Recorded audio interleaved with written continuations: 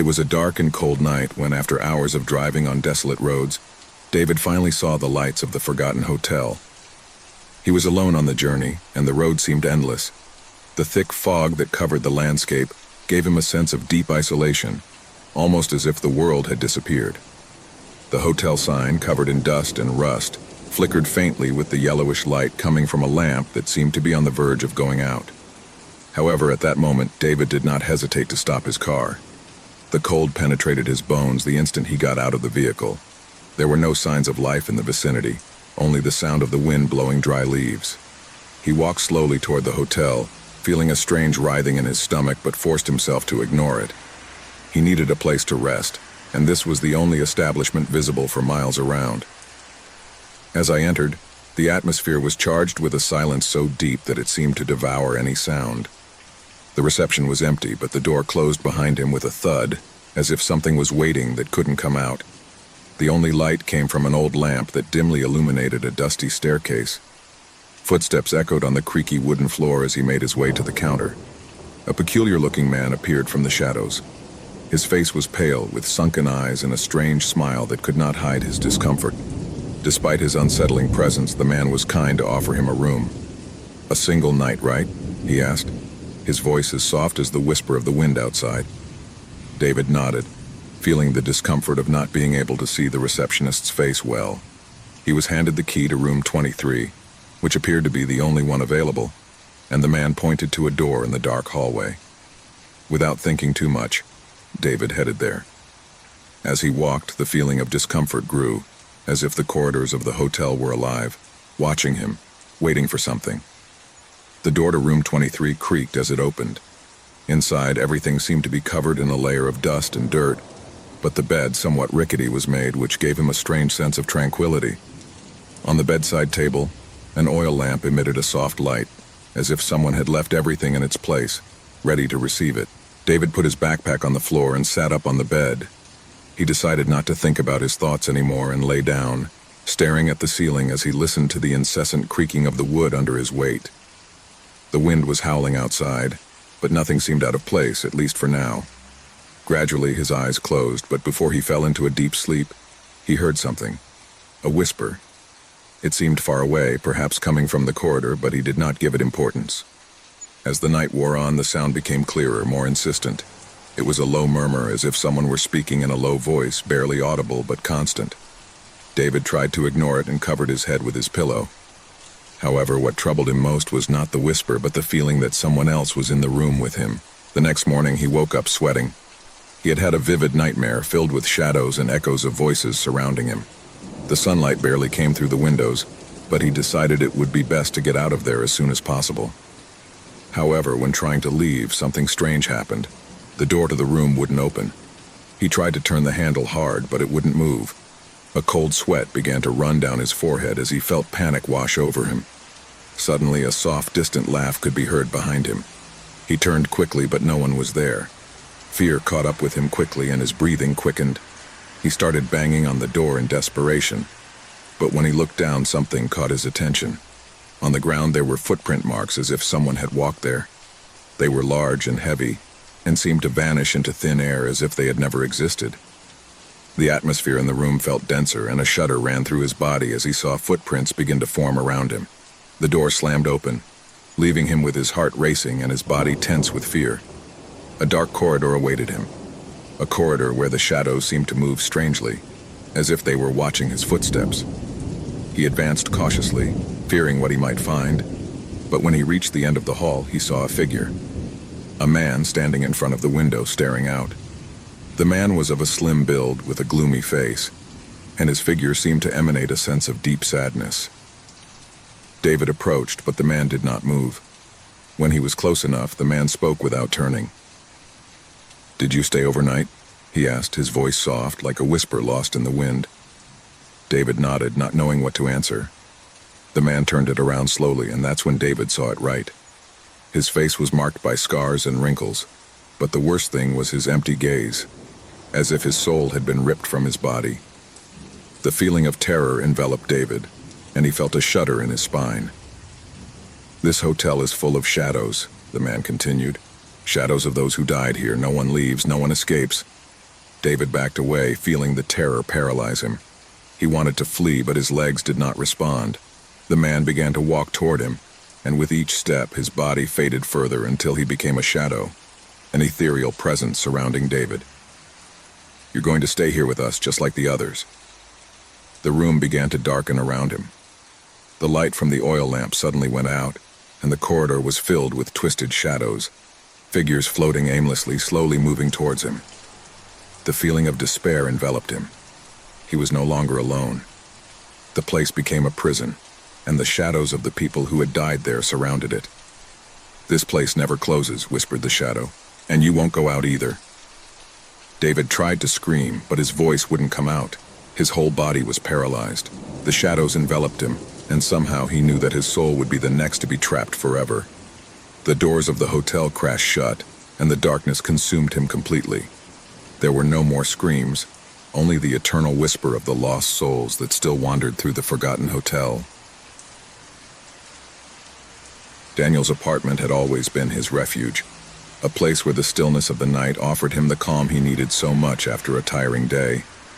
A space where shadows seemed to whisper secrets that only lonely people could understand. He had lived alone for years after the separation from his wife, and although loneliness sometimes overwhelmed him, he had learned to live with her. Life had lost its luster, but at least it remained stable. One night, as he was getting ready for sleep, Daniel noticed something strange. The digital clock light, which always flickered in the darkness of his room, seemed even dimmer than usual. Everything in the apartment was the same. The furniture in place, the TV off, the fresh air seeping through the cracks in the window. Everything seemed normal, but there was something unsettling in the air. Something I couldn't identify. He settled under the covers and closed his eyes, waiting for the dream to come as usual. However, that night something different happened. A whisper, low and barely audible, seeped into his consciousness.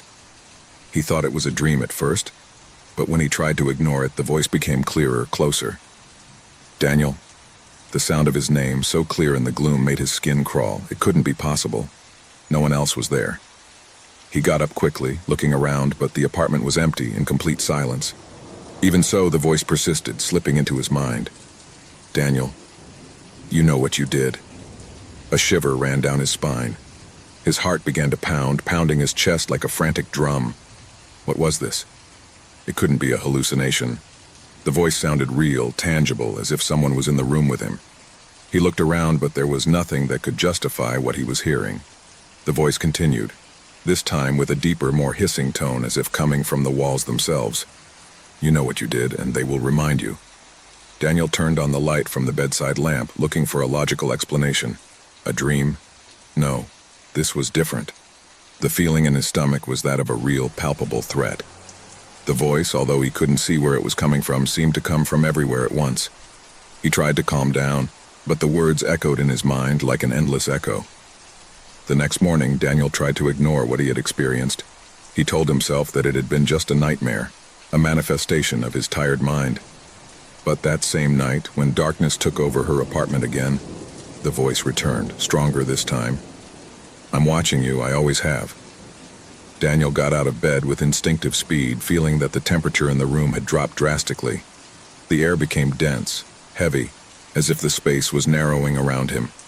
There was no rational explanation that could be offered for what was happening, and fear began to take hold of him. He wondered if his sanity was beginning to crumble, if he was losing control of his mind. "Who are you?" he shouted, his voice trembling. The answer came in a whisper, but this time it was different. The voice not only spoke, but seemed to come from inside his own head, like an alien thought invading his personal space. "You know what I did, don't you? How did you forget me so easily?" The words struck his mind with such force that he fell to his knees. The voice seemed to come from a place I couldn't comprehend. His thoughts became cloudy and the sense of panic intensified. Doubt began to sow deep roots in his mind.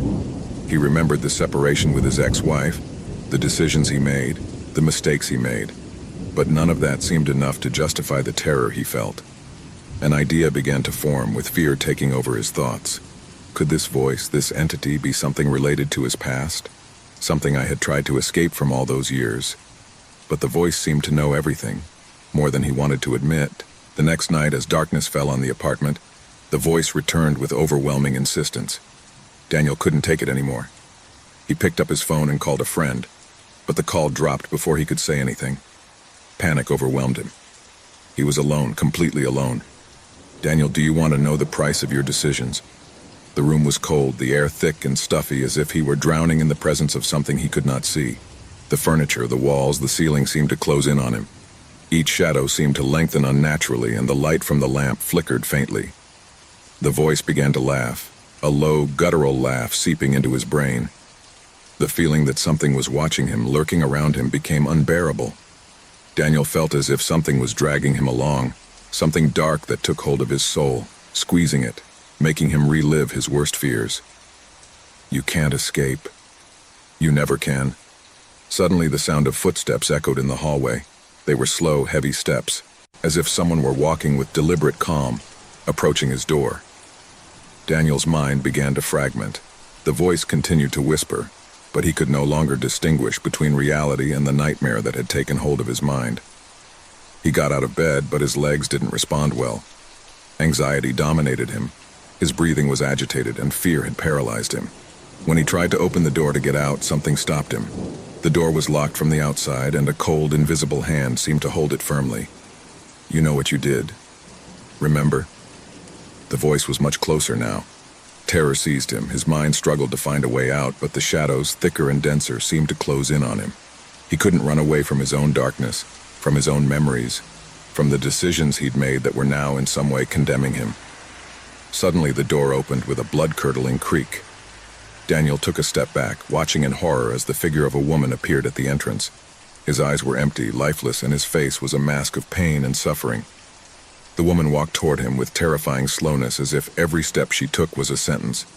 "Do you remember me, Daniel?" It was as if the voice that had been harassing him for so long had finally taken shape. The woman in front of him seemed to be a manifestation of his own demons, his own guilt. Fear completely paralyzed him as the figure advanced toward him. He tried to scream, but his throat was closed and he couldn't make a sound. "Do you remember me, Daniel?" The voice repeated, this time louder, deeper, more terrifying. With a cry of despair, Daniel fell to the ground, his mind finally collapsing under the weight of the terror that had haunted him for so long. The woman leaned over him, her empty eyes fixed on his, and at that moment, Daniel understood. She was his ex-wife. The figure stared at him, smiling with an expression that mixed sadness and revenge. Before he could react, darkness completely enveloped him, and the last thing he heard was his own voice, whispering from somewhere inside his mind, "I told you. You can't escape." The room fell silent and the light went out. The shadows returned to the place where they had always been, but this time the dark presence had won. Daniel never woke up. The Fernandez family had been looking for the perfect house for months, a spacious home in a place away from the noise of the city, surrounded by nature. When they finally found the ancient mansion, located deep in the forest, they couldn't believe their luck. Despite the somewhat worn appearance, the price was unbeatable. Who else would want to live in such an isolated place? The mansion, with its solid wood doors, high windows, and glass ceilings, looked like something out of another time. The place, although somewhat dark and covered in moss, had an elegance that immediately captivated them. As they walked through its corridors, the family felt that they were entering an old tale. There was something mysterious about its walls, as if every corner kept a hidden history, something they didn't dare to ask. The silence in the house was almost palpable, as if the whole place breathed in a deep, ancient way.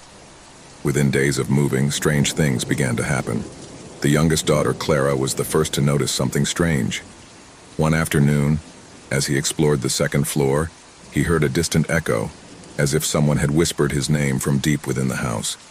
At first she thought her mind was playing tricks on her, but when she told her parents, they took her as a joke. However, Clara could not shake the feeling that the house was talking to her, as if it were alive. One night, after a quiet dinner, the echoes grew stronger. Clara, unable to sleep, got up in the middle of the night and went to the main living room, where the fireplace no longer crackled, and the moonlight barely filtered through the curtains. As he walked down the dark hall, he suddenly heard his mother's voice clearly. It was a trembling whisper, calling to her from the back of the house. He ran to the place where the voice came from, but when he arrived, he found everything silent. His mother slept soundly in her room, oblivious to any disturbance. Clara, terrified, began to doubt what she had heard, but the fear in her chest was real. He decided to tell his parents everything the next morning. The family tried to rationalize the strange events. The father, Luis, thought that perhaps the isolation of the house was affecting everyone's mind, but when one night, after a particularly hot day, the house began to creak, terror took hold of them. The sound came from the walls. At first it was just a soft crack, but then it morphed into an increasingly loud and sinister sound. It was as if something was pushing the walls from within. One night, as everyone was trying to sleep, the echoes began to resonate louder than ever. Luis woke up with a start and went out into the hallway, where he discovered that the house was full of echoes, but they were not common voices. It seemed as if someone was whispering incomplete sentences, unintelligible words, as if the walls were repeating the secrets of the former owners. The echoes became clearer and clearer, and began to form words that, although incomplete, gave a feeling of indescribable discomfort. Luis, restless, began to investigate the history of the mansion. He found that the previous family had lived there for generations, but what surprised him most was the fact that none of them had survived the house. They had all moved, but something had forced them back, something dark and persistent. No one had ever grown old living in that house. Each member of the family had died young, mysteriously. The house seemed to devour the lives of those who dared to inhabit it. Luis began to suspect that the echoes they heard were not just sounds from the past, but were the voices of those who had lived and died in the mansion. The walls not only whispered their secrets, they retained them. There was something evil about that place, something that trapped souls and held them prisoner. One night, Clara couldn't take it anymore. She ran out of her room, disoriented, as if she were being called by something invisible. She ran through the halls, the echoes following her, calling her name over and over again. When he reached the main hall, he stopped in his tracks. In front of her, in the mirror on the wall, she saw a figure. It was his mother, but his eyes were empty, hollow, as if the woman he saw was but a shadow of his former self. The figure smiled in a strange, twisted way, while his lips formed words that Clara could not understand. Terror invaded her, but she could not move, as if the house had trapped her in that very place. In the distance, the echoes began to rise, louder, clearer, until they became desperate cries. They were the voices of the former inhabitants of the mansion, calling for help, warning that it was too late. Luis came running to the classroom when he heard Clara's scream, but what he found left him paralyzed. There was no trace of her. Only the resounding echo of his name remained, repeating itself on the walls. In desperation, Luis tried to call the police, but in doing so, he discovered that the phone lines in the house were cut. No one outside that place could hear them. The family realized they were no longer alone. Something dark had awakened in the mansion, something that was not only watching them but was slowly devouring them. No one could escape the echoes that filled the house, which resounded louder and louder, like a sentence that never ended. As the weeks passed, the family began to fall apart. The echoes not only caught their voices but also their minds. Their memories became distorted. Their emotions became erratic. Luis began to lose his sense of reality, and his wife, Anna, seemed to become more and more distant, as if trapped in an endless dream. Clara, for her part, did not stop listening to her mother's voice calling her, urging her to join her in a world where the limits of life and death did not exist. Finally, on a particularly dark night, the echoes peaked. The house itself seemed to breathe, and the shadows on the walls began to take shape. The former residents of the mansion materialized before them, and as their screams echoed through the air, the Fernandez family finally understood what it meant to live in that house. It wasn't just a home, it was a prison with no way out, where trapped souls would never stop suffering. The family, already consumed by terror, never managed to escape. At the dawn of a day that never came, the mansion was empty again, but the echoes continued to resound like a warning to those who dared to approach. The house of the echoes finally had claimed its last victim.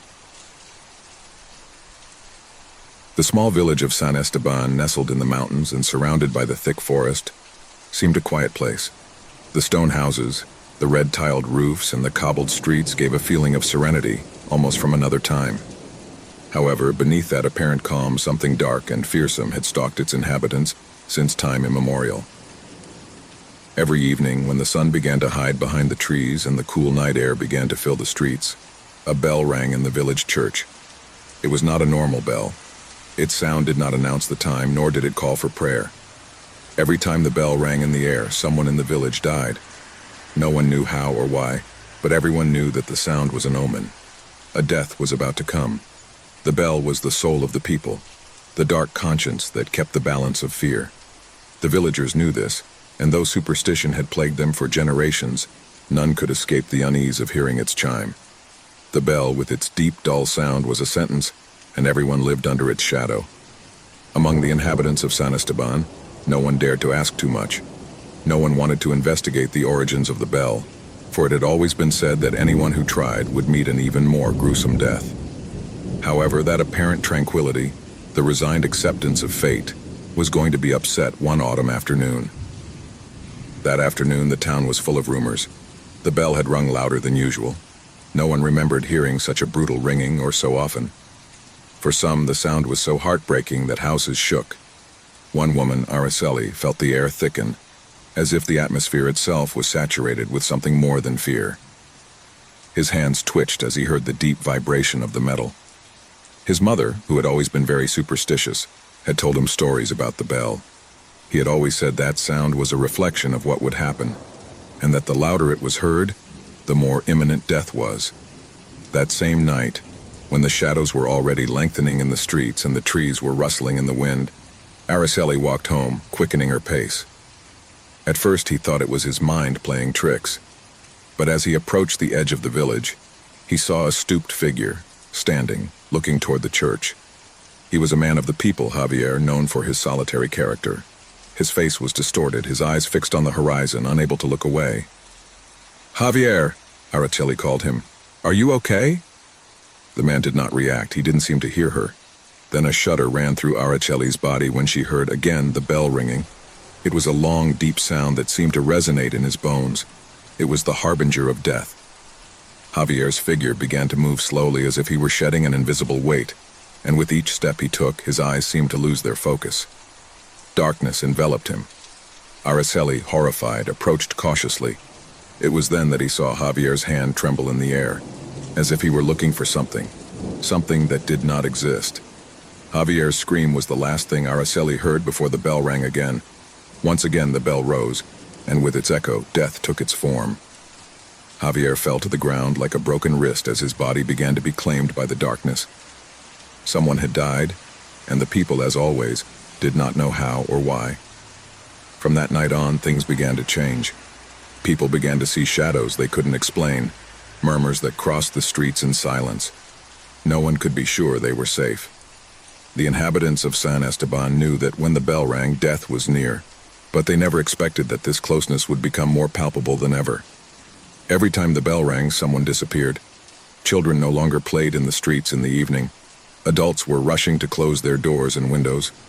No one wanted to be next. No one could predict who would be the next to fall. The bell resounded so loudly that it felt as if its echo pierced the bones. There was no peace. There was no hope. People started talking. Some said that the bell had been cursed since its creation. Others believed that someone from deep within the church had invoked a dark force to punish the people. The most superstitious said that the bell would only be silent when all the inhabitants of San Esteban were dead, one by one. And as if it were a sign, a new wave of panic quickly spread through the village. Some tried to flee, but those who did never returned.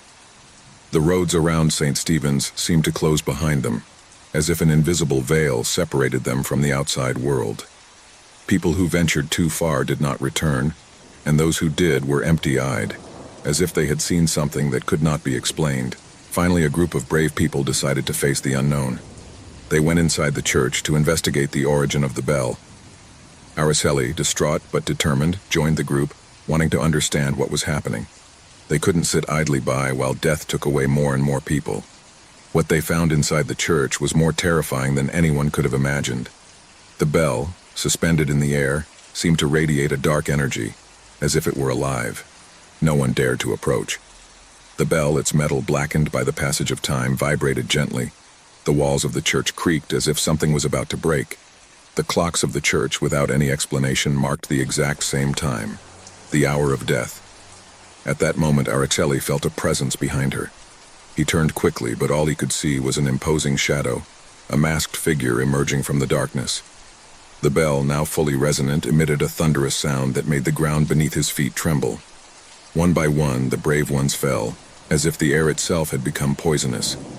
Araceli was the last to be left standing. As the echo of the bell echoed in his chest, he realized that death was not something that could be avoided, that the bell was not a mere instrument of warning, but the very face of death. The figure that had stalked her, the shadow that had watched her for so long, slowly approached. "It's too late for everyone, child," whispered the shadow. Before Araceli could react, the bell rang for the last time. A shudder ran through her body, and an unsettling peace enveloped her. The last bell rang in the air, and with it, the fate of San Esteban was sealed. Death had claimed everyone. The campaign stopped, and everything was silent. The village had been consumed, and there was no trace of its inhabitants. The church was in ruins, the bell no longer sounded. But in the fog that surrounded the town, its echo seemed to continue to resound. The town of San Esteban disappeared, but its history was never forgotten. The echo of the bell was still alive, waiting for the next victim, the next soul that crossed its path. Thus ended the last bell. A group of 5 friends, all with hiking experience, decided to go on a trip to the Shadow Hill Forest. They had heard the stories and legends that haunted that place since they were children. Stories that spoke of unexplained disappearances, of people who never returned after entering the forest. However, what originally seemed to be a challenging adventure would quickly turn into a nightmare that would test not only his bravery, but his deepest fears. The sun was beginning to set when they reached the edge of the Shadow Hill Forest. The treetops formed a dark blanket that blocked much of the light. Despite the sinister reputation of that place, the 5 friends did not let fear stop them. They were used to walking in nature, and they believed that stories were just that, stories. They decided to camp near a clearing, a small open area between the trees, which offered them a quiet view of the starry sky. They prepared to spend a relaxed night surrounded by nature, not knowing that this would be the last moment of calm they would experience. As the night wore on, the shadows of the forest seemed to lengthen, and a strange stillness came over the place. None of the friends could remember exactly when it started, but something changed in the air. The wind stopped blowing, and a deep silence invaded the space. Suddenly, one of the group members, Sarah, felt someone watching her. He turned toward the forest, looking for some sign, but saw nothing but the impenetrable darkness of the trees. "Did you hear that?" asked Sarah, her voice trembling slightly. The others were silent, listening intently, but there was no response. Everything was too quiet, as if the forest itself was holding its breath. A few minutes later, the silence was broken by the sound of something rustling in the distance, as if someone were walking through the dry foliage. "It's just the wind," Mark said, trying to sound confident, but his tone wasn't as convincing as he thought. Suddenly, a piercing scream broke the stillness, coming from somewhere nearby. They all got up, terrified, looking around. The sound was so close, but they couldn't see anything. "What was that?" muttered John, his voice raspy on. The group decided that it would be best to leave the camp and return to the starting point, but something prevented them from moving. A sense of unease bound them to the ground, as if the forest would not let them escape. That's when something strange began to happen. Sarah, the most intrepid of the group, stepped forward and began to walk into the woods. "I'm going to investigate," he said without hesitation. The others tried to stop her, but something in her eyes made them hesitate. She seemed to be being drawn to something beyond her comprehension. Suddenly, Sarah disappeared into the trees, as if the forest itself had swallowed her. His friends called his name, but there was no answer. The darkness swallowed all sound, and panic began to take hold of them. "Sarah!" Mark shouted desperately, running to where he had last seen her. But when he reached the edge of the forest, he found only a series of strange footprints, deeply marked on the ground, which disappeared into the blackness of the forest. There was no trace of her. The friends stared at the footprints, terrified. They knew something wasn't right, but the darkness prevented them from seeing beyond. They decided to look for it, but as they went along, the atmosphere of the forest seemed to become denser, as if they were being watched by something they couldn't comprehend. The footprints were getting stranger, as if something had painted them on purpose. "This doesn't make sense," muttered Emma, who was visibly shaking. "Why are there symbols on trees?" The symbols were strange, incomprehensible, with geometric shapes that did not correspond to any culture they knew. The figures seemed to move subtly as if they had a life of their own. The feeling that someone or something was stalking them intensified. Every time they approached one of the symbols, a cold current ran through their bodies, and a shiver ran through them. The group, now completely nervous and not knowing what to do, decided to return to the camp to think of a plan. But when they arrived, something worse awaited them. The camp was completely messy. The backpacks were open, the equipment was scattered on the ground, and the campfire had already been extinguished. The scariest thing, however, was the fact that Sarah's footprints were still there. But instead of disappearing into the forest, they were returning to the camp, surrounding the area where they were now. "What's going on here?" John whispered, his eyes filled with terror. A low, almost imperceptible whisper hung in the air.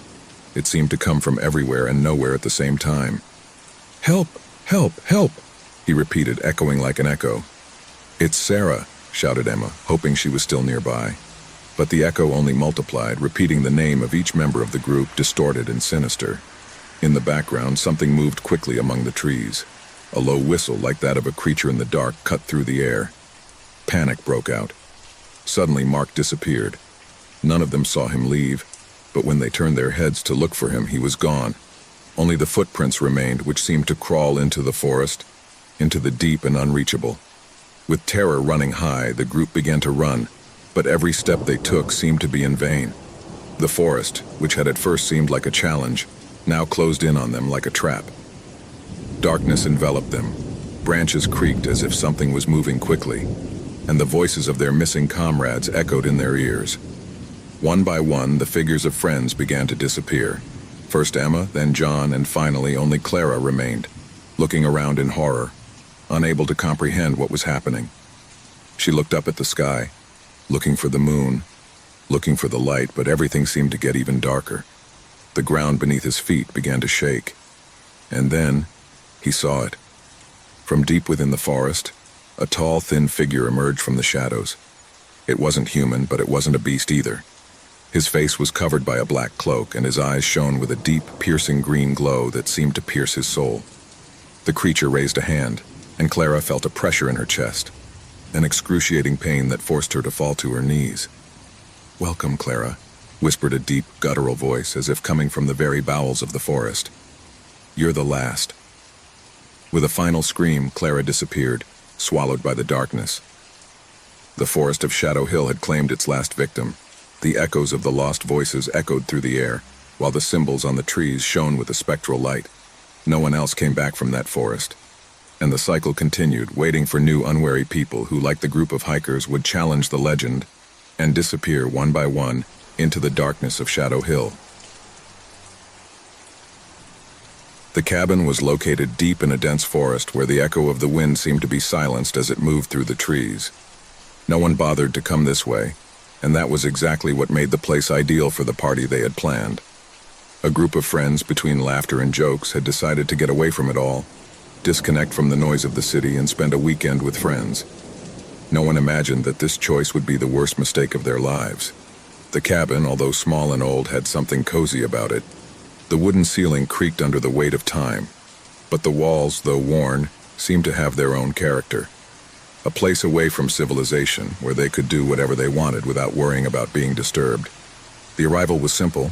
The car went up a steep dirt road, and when they finally arrived, they all went out in unison, eager to see the place. Laughter filled the air as they unloaded their suitcases and settled into the space. Night after night, the group became more and more relaxed. They talked about everything: old stories, anecdotes, rumors that were told about that part of the forest. But no one at the time stopped to think about the meaning of those stories.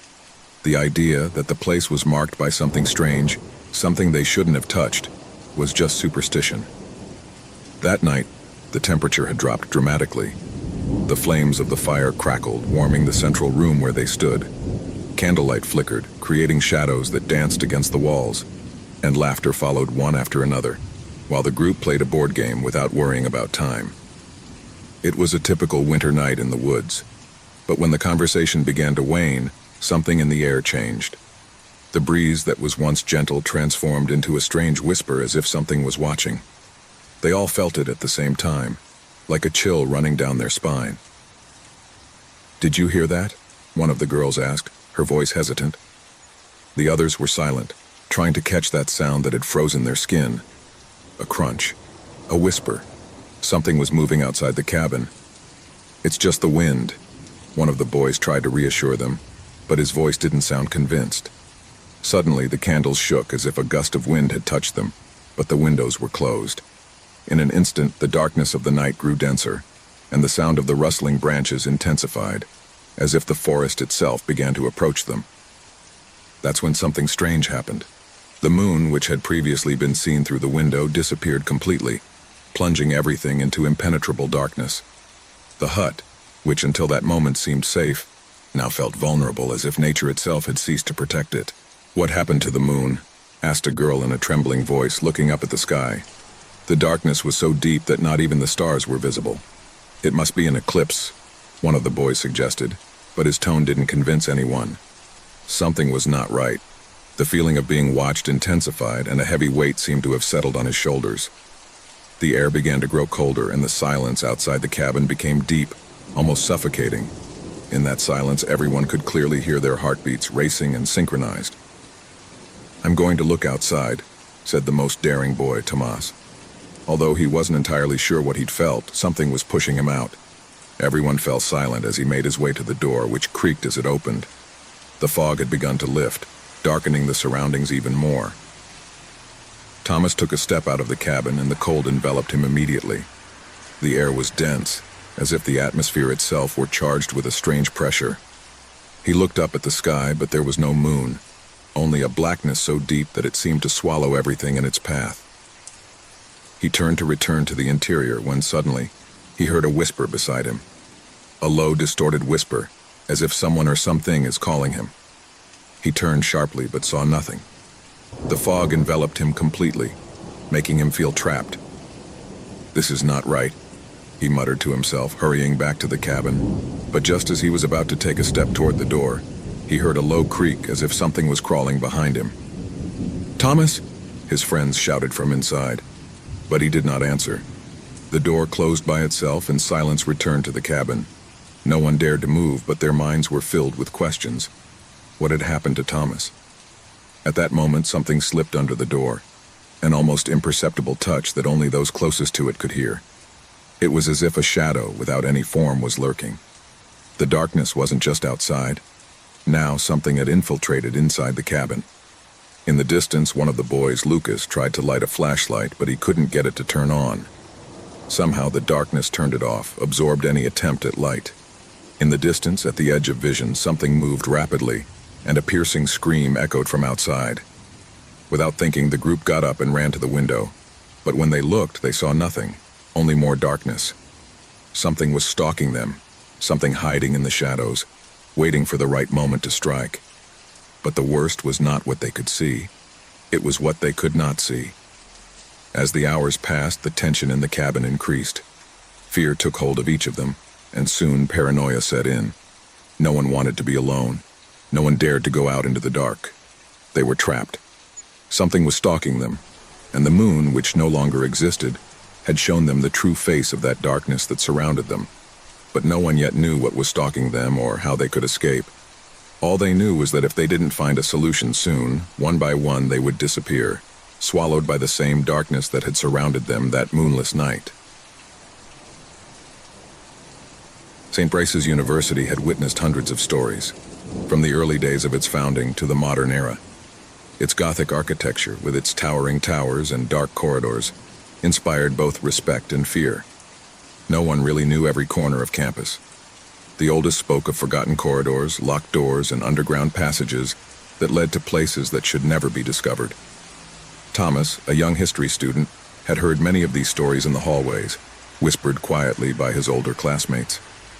Like many others, he considered them mere legends, nothing more than ghost tales that served to scare new ones. But there was something different about him, an insatiable curiosity to unveil the secrets of the past. So when he came across an old key in a dusty corner of the library one day, he couldn't help but be drawn to it. The key looked old, as if it belonged to an object forgotten centuries ago. No one seemed to recognize her, and this only added to the mystery surrounding her. That afternoon, as he walked around campus, his mind kept spinning over that key. He felt a strange connection to her, as if something was calling him. It was then that, while walking near the east side of the university, he noticed something peculiar, a small corridor that he had never seen before.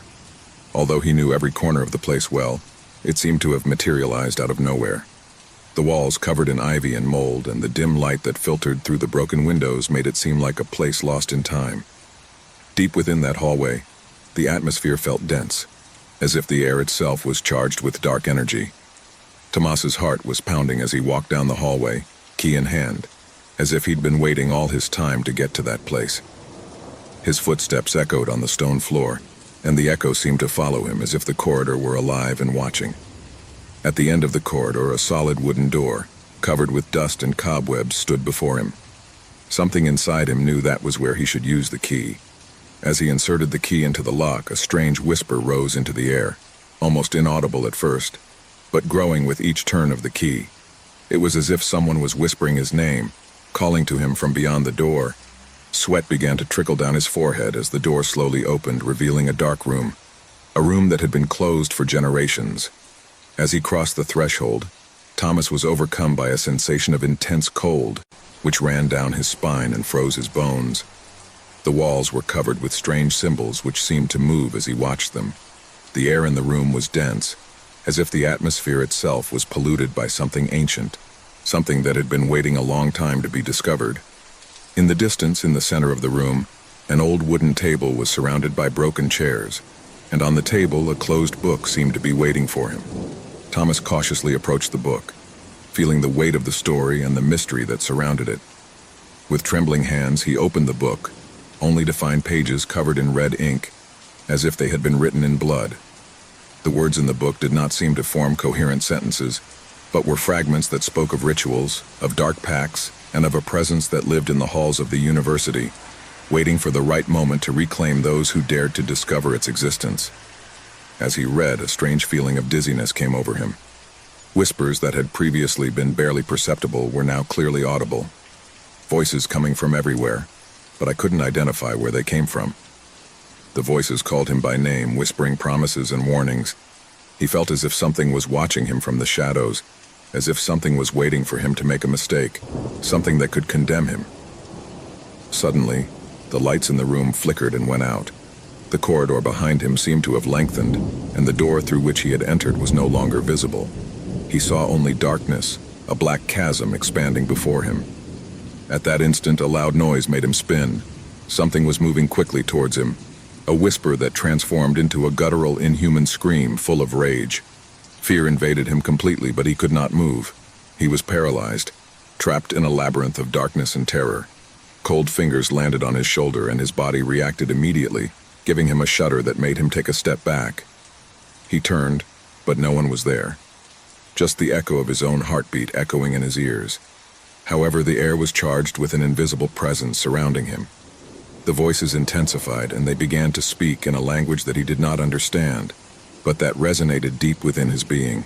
His eyes widened as the figure of a woman appeared in front of him, her face haggard, her eyes empty of emotion, but filled with infinite sadness. Thomas tried to scream, but his throat didn't respond, as if something was choking him from the inside. The woman began to walk towards him, and with every step she took, the ground shook slightly. When he was in front of him, his lips moved slowly, but the words did not reach his ear. It was not a human language, but something more primitive, something that belonged to a lost age. Suddenly, Thomas felt a pressure on his chest, as if the air itself was crushing him. The woman stretched out her hand towards him, and at that instant the lights came back on, but the room was completely transformed. I was no longer in the dark and dusty place, but in an ethereal space outside of time, where everything looked distorted, as if the world itself was broken. It was as if he had been transported to a place that did not belong to reality. The voices surrounded him, and now he could see them. Shadows of human figures, all with the same empty and sad expressions, all whispering but not saying anything he could understand. The shadows closed in on him, and as they surrounded him, an excruciating pressure took over his mind. He wanted to scream, but the words choked in his throat. Finally, the woman spoke, and this time her words were clear, though filled with overwhelming darkness. The corridor is alive. It always has been. All those who have crossed its doors have been claimed. And now, it's your turn. Panic took hold of him, but he couldn't move.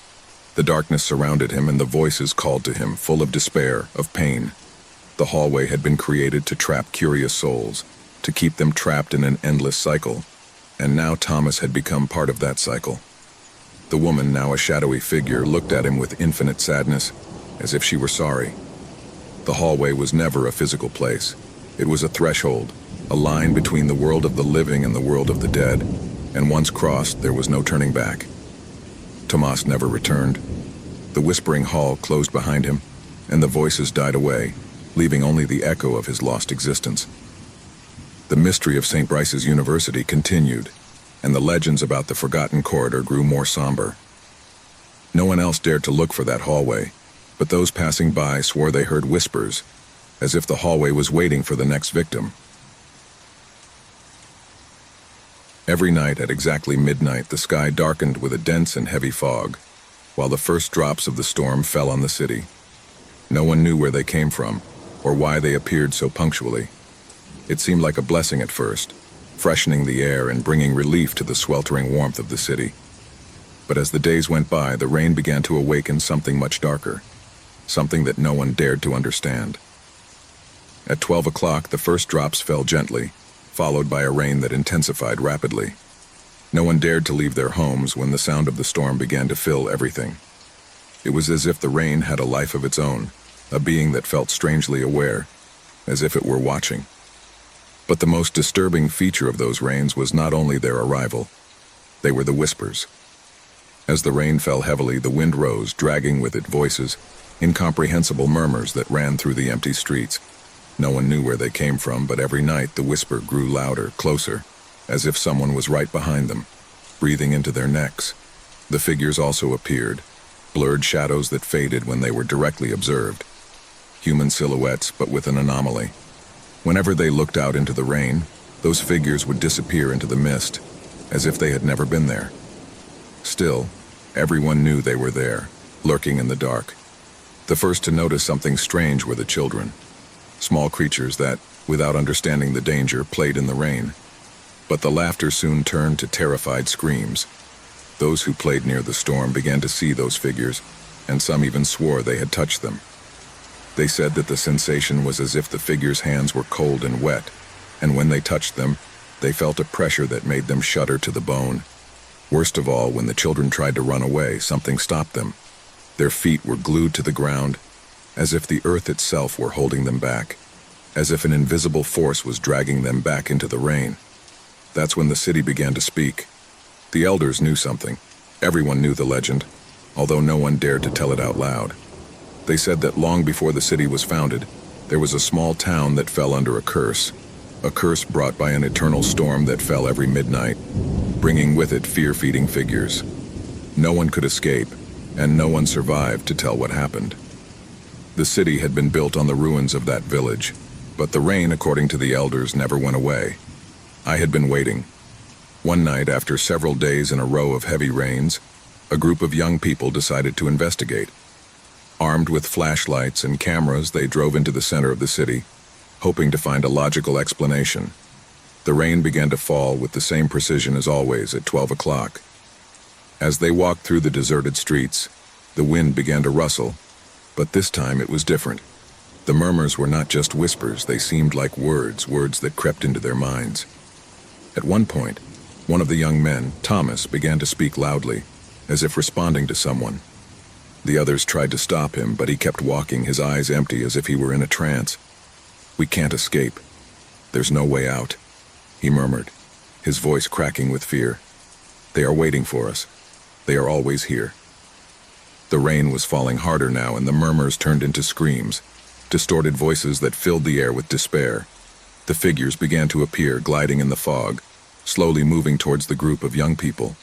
Some tried to flee, but their feet were no longer responding. Something was holding them back. Those who dared to look back saw those figures getting closer and closer, and although the shadows were vague, they could sense the presence of something much more sinister. Suddenly, one of the figures stopped in front of Thomas. His face was shrouded in shadows, but his silhouette was clear, a human figure standing in front of him.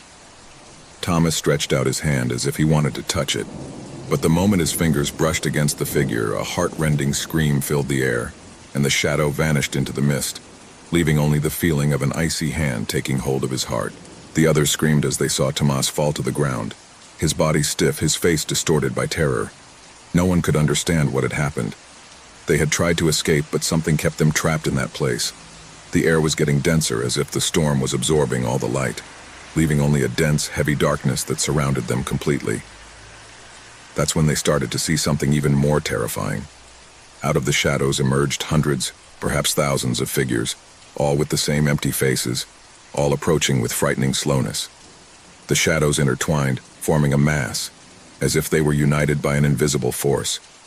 The air was filled with whispers, murmurs of voices speaking in forgotten languages in low, guttural tones that penetrated the brain.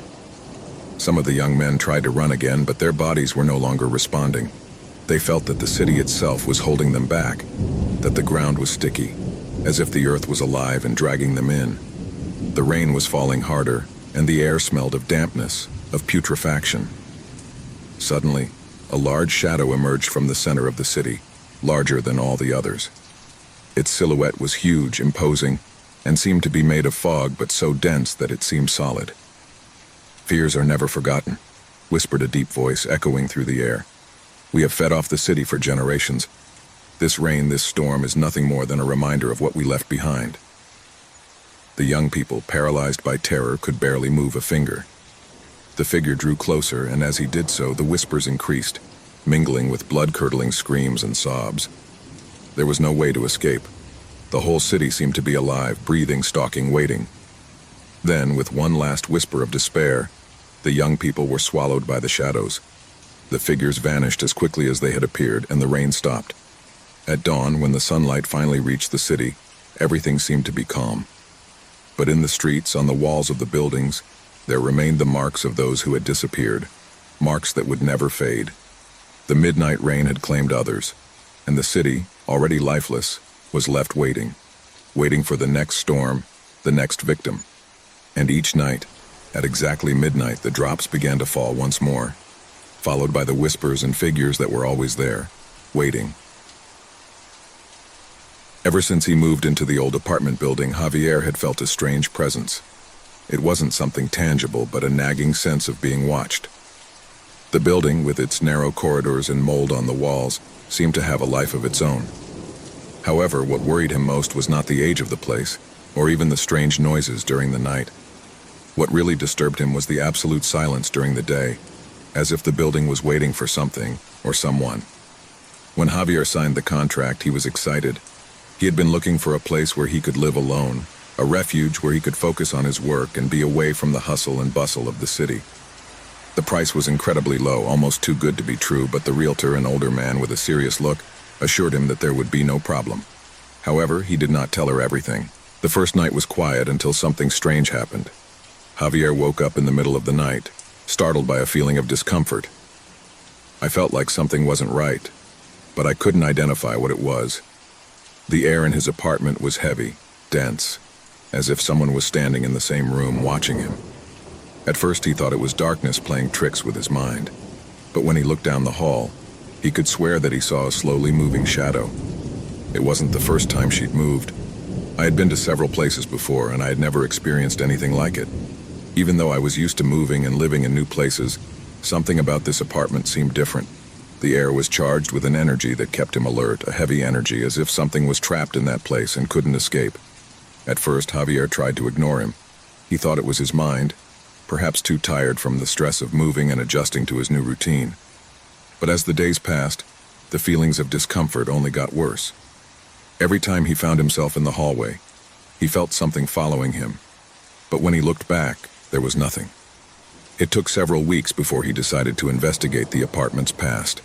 The realtor hadn't told her much about the previous tenants, only that the unit had been empty for several months. Javier felt that he needed to know more, as if that knowledge could help him understand why he felt that he was not alone. It was then that he met the neighbor of the apartment next door, a middle-aged woman named Mariana. She was sitting in the doorway, apparently waiting for someone to come by. Javier, with his natural curiosity, approached and struck up a conversation. "Do you know anything about apartment 304? He asked, pointing to her door.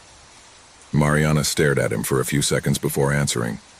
Something in his eyes didn't seem to want to talk about it, but finally, he sighed. "That place. He's not like the others," he said quietly. "The last tenant disappeared. Nobody knows what happened to him, but the building was never the same after that." Javier frowned, confused. "Did it disappear? How? What do you mean he was never the same?" Mariana looked at him again, this time more cautiously. "That person never came back. It wasn't a simple abandonment, you understand? It was as if it had vanished. And after that, strange things started to happen. People have stopped living there. They have had experiences. Nobody wants to talk about it, but maybe you should leave before something happens to you." Javier felt a chill run down his spine. He didn't know if what Mariana was saying to him was a joke, a superstition, or something more serious. However, he couldn't ignore the lingering feeling he had since moving in. It was as if the apartment was imbued with a dark energy that constantly surrounded him. That night, as he was getting ready for sleep, he heard a soft whisper coming from the hallway. It was almost inaudible, but enough to startle him. I didn't understand where it came from, but I couldn't stop thinking about what Mariana had said. The feeling of being watched intensified, as if something was waiting outside his door, waiting to enter. Determined to find out the truth, Javier began to investigate more about the apartment. In the building manager's office, he gained access to the old records. There he found an entrance that mentioned the last tenant of 304, a man named Ivan Paredes. According to records, Ivan had been an ordinary man with no criminal record, someone who had lived in the building for nearly 2 years before disappearing without a trace. There were no signs of a struggle in his apartment. There was nothing to indicate that something had gone wrong, except for the nagging feeling that something had vanished. No one in the building seemed to know more, but Javier could sense that there was something dark hiding, something he couldn't fully comprehend. As the days passed, the presence in the apartment became more intense.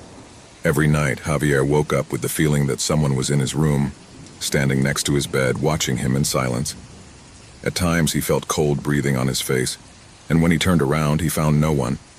The shadows seemed to move along the walls, twisting and changing shape as if they were taking on a life of their own. The straw that broke the camel's back was when, one night, Javier woke up to find his mirror fogged up, but with something written on it. The letters seemed to form slowly, as if something invisible was writing the words in the cold mist of the glass. "I'm looking at you," he said. Fear took hold of him, and he knew he could no longer ignore it. It was as if Ivan, the former tenant, had never left the place. Something in his spirit had been trapped, doomed to wander around the apartment looking for a way to communicate. Javier tried to seek help, but all efforts were in vain. No one in the building seemed willing to talk openly about what was going on there. Mariana refused to say more, and the other neighbors simply walked away as if afraid to face the truth. Javier tried to do everything he could to flee from the presence, but he was trapped. One day, when he entered his apartment, the door slammed shut behind him and the light went out. It was completely dark, unable to move or find a way out. He felt a pressure in his chest, as if someone was choking him, and then he heard a voice, soft but clear, whispering in his ear, "I'm waiting for you." The door slammed open, and Javier ran out of the apartment, trembling with terror. He knew that something in the apartment would not let him go. It had been an illusion to think that he could escape the curse that had taken over the place. Fear would haunt him forever. The spirit of the last tenant, Ivan, would never leave him. Somehow, Javier had now become part of the cycle, and the apartment would follow him, trap him in its web. It didn't matter how far it went. The darkness would always find its way to him, and there would be no escape. The last tenant was not just a story of a lost spirit, but of a far more powerful force, something that transcended death and life itself, something that could never be forgotten. The antique shop was hidden in a narrow, dusty street, almost impossible to find if you didn't know exactly where to look. The display cases were full of dusty objects, old and forgotten in appearance, which had survived the passage of time without being appreciated, destined to fall into the oblivion of future generations. However, in the midst of the darkness of that store, There was a piece that seemed to glow with a subtle yet unsettling glow. Gabriel, a young art collector, had come to the shop after hearing rumors about an old painting that was said to have an intriguing history. The owner of the shop, an older man with an enigmatic look, received him in silence and led him to the back, where, on an easel, was the painting that had attracted Gabriel's attention. It was a medium-sized painting, with a scene showing a family gathered around a table. The painting was beautiful, with impeccable technique, but there was something about people's faces that I couldn't decipher. Something in those empty eyes and that frozen expression troubled him deeply. The background was gloomy, as if a thick dark fog was sliding across the scene, enveloping everything in an air of despair. Gabriel couldn't help but feel a strange attraction to painting. Although his friends and colleagues at the art gallery warned him, something inside him told him that the piece should be his. The price asked by the old owner seemed derisory for a work of such quality, and despite the old man's non-verbal warning, Gabriel did not hesitate to make the purchase. Once at home, the painting was carefully placed on the main wall of the living room, right in front of the fireplace. That same night after dinner, Gabriel sat in front of the painting, observing the details, trying to understand what made the work unsettling about it. The image attracted him, enveloped him, as if the painted figures were trying to speak to him, to call him to something beyond the canvas. The first change occurred during the early morning, when moonlight filtered through the windows and reflected on the canvas. Gabriel, still awake, stood up at the sound of a slight creak, as if the painting itself were moving. He looked up at the wall where the paint seemed to have changed slightly. The figures in the painting were no longer in the same posture. The woman who was sitting on the right of the table, smiling at the painting, now seemed to be staring at Gabriel. His eyes had become darker, deeper, as if that woman's gaze was watching him directly through the painting. A shiver ran down Gabriel's spine. He tried to rationalize what he had seen, thinking that perhaps the light and shadow played tricks on his eyes. But as the days went by, the alterations in the painting became more noticeable. Every night the scene was modified, albeit in a subtle way. The faces in the painting were beginning to show more distressed expressions. The figure of the man in the center, which at first seemed a reassuring figure, began to distort. His face lengthened, as if the painting were taking on a life of its own. Gabriel began to notice that, even though the figures seemed inert during the day, every time he turned off the lights, the eyes of the characters in the painting seemed to move towards him. One night, while studying the painting, something even stranger happened. The scene was completely altered. The painting family was no longer gathered around the table. Instead, the characters seemed to be facing each other, their faces disfigured by terror. The man in the center of the table seemed to be screaming, but he made no sound. The figures were surrounded by a thick fog, as if the painting itself was being swallowed by something dark and ominous. Gabriel felt trapped in a nightmare. He began to see shadowy figures reflected on the surface of the canvas. I couldn't take my eyes off the painting, but at the same time I felt a growing sense of anguish. He decided to research the history of the painting, looking for any clue as to its origin. However, what he found only plunged him further into mystery. There were no records of that work, nor of the family portrayed in it. The only thing he could find was a hidden note on the back of the painting that read, "Darkness takes away what it touches." This note, written in an ancient calligraphy, appeared to be marked with a red stain, as if it were blood. One afternoon, when returning from work, Gabriel found the painting completely changed. The scene had advanced. Now it showed the characters in what seemed an even more disturbing scenario. A fire was burning behind the family, consuming the scene in total chaos. The woman's figure, which at first seemed to be the calmer figure, was now wide-eyed, her hands raised as if trying to scream, but not audibly. Gabriel was indescribably attracted to painting, but at the same time an unbearable terror seized him. One night, as I was looking at the painting through a dim light, something worse happened. The figures began to move in the painting. The woman on the right, the one who originally looked so calm, slowly raised her hand to the surface of the painting. Gabriel took a step back, trembling. A shrill scream echoed through his head, a sound of despair and pain. Suddenly, the woman's figure began to slowly fade away, as if she was being absorbed by the fire at the bottom. Every time I looked at the painting, something else changed, something creepier. The characters were no longer only horrified, but seemed to be suffering, as if the painting was taking their lives. Gabriel began to feel a presence, something that slipped behind him. watching him as he looked at the painting. I couldn't escape that feeling that I wasn't alone. Then something even more terrifying happened. During one of his sleepless nights, Gabriel woke up with a feeling of tightness in his chest. He looked at the painting and saw something he had never imagined. One of the figures in the painting, the man sitting at the table, had disappeared. Instead, he was himself staring from the canvas. The painting had captured him. Terror seized him. Gabriel tried to move away, but his eyes could not stop looking at the painting. The man in the painting, now with his face distorted, began to slowly move towards the edge of the painting, as if he was trying to break through the canvas. Gabriel jumped up, but the figures began to lengthen and twist, emitting whispers that echoed in his mind. The worst of all was when one of the figures began to call him by his name. Gabriel heard clearly the whisper of his own voice emerging from the painting. "Gabriel, come here." The feeling of despair completely invaded him. His mind became cloudy, and fear consumed him. He ran to the door, but when he tried to open it, the painting seemed to come to life. His eyes full of terror looked at him, and he felt that he was being pursued. The figure of the man in the painting, now with a macabre grin, began to stretch towards him, as if trying to reach for him. Gabriel could not escape that oppressive atmosphere. The man in the painting drew nearer and nearer until, with a last cry, he disappeared from the canvas, leaving only the dense fog that enveloped the scene. Suddenly, everything in the room went dark. Painting was no longer just an image on the canvas. Gabriel could no longer distinguish between the real world and the painting, as if the painting had completely absorbed him. Fear, terror, and despair surrounded him, as he watched the scene of the painting slowly unravel, taking with it the only reality he knew. The painting had served its purpose. The dense air inside the cave felt even heavier with the rustling of rocks falling around it.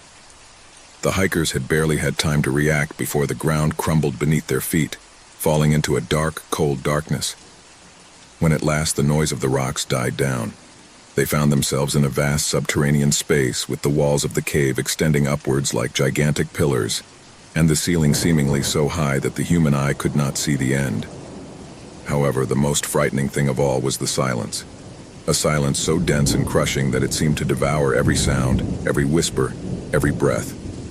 They had come with the intention of exploring, but now they were trapped, with no way of knowing if there was a way out, or if they would ever see the light of day again.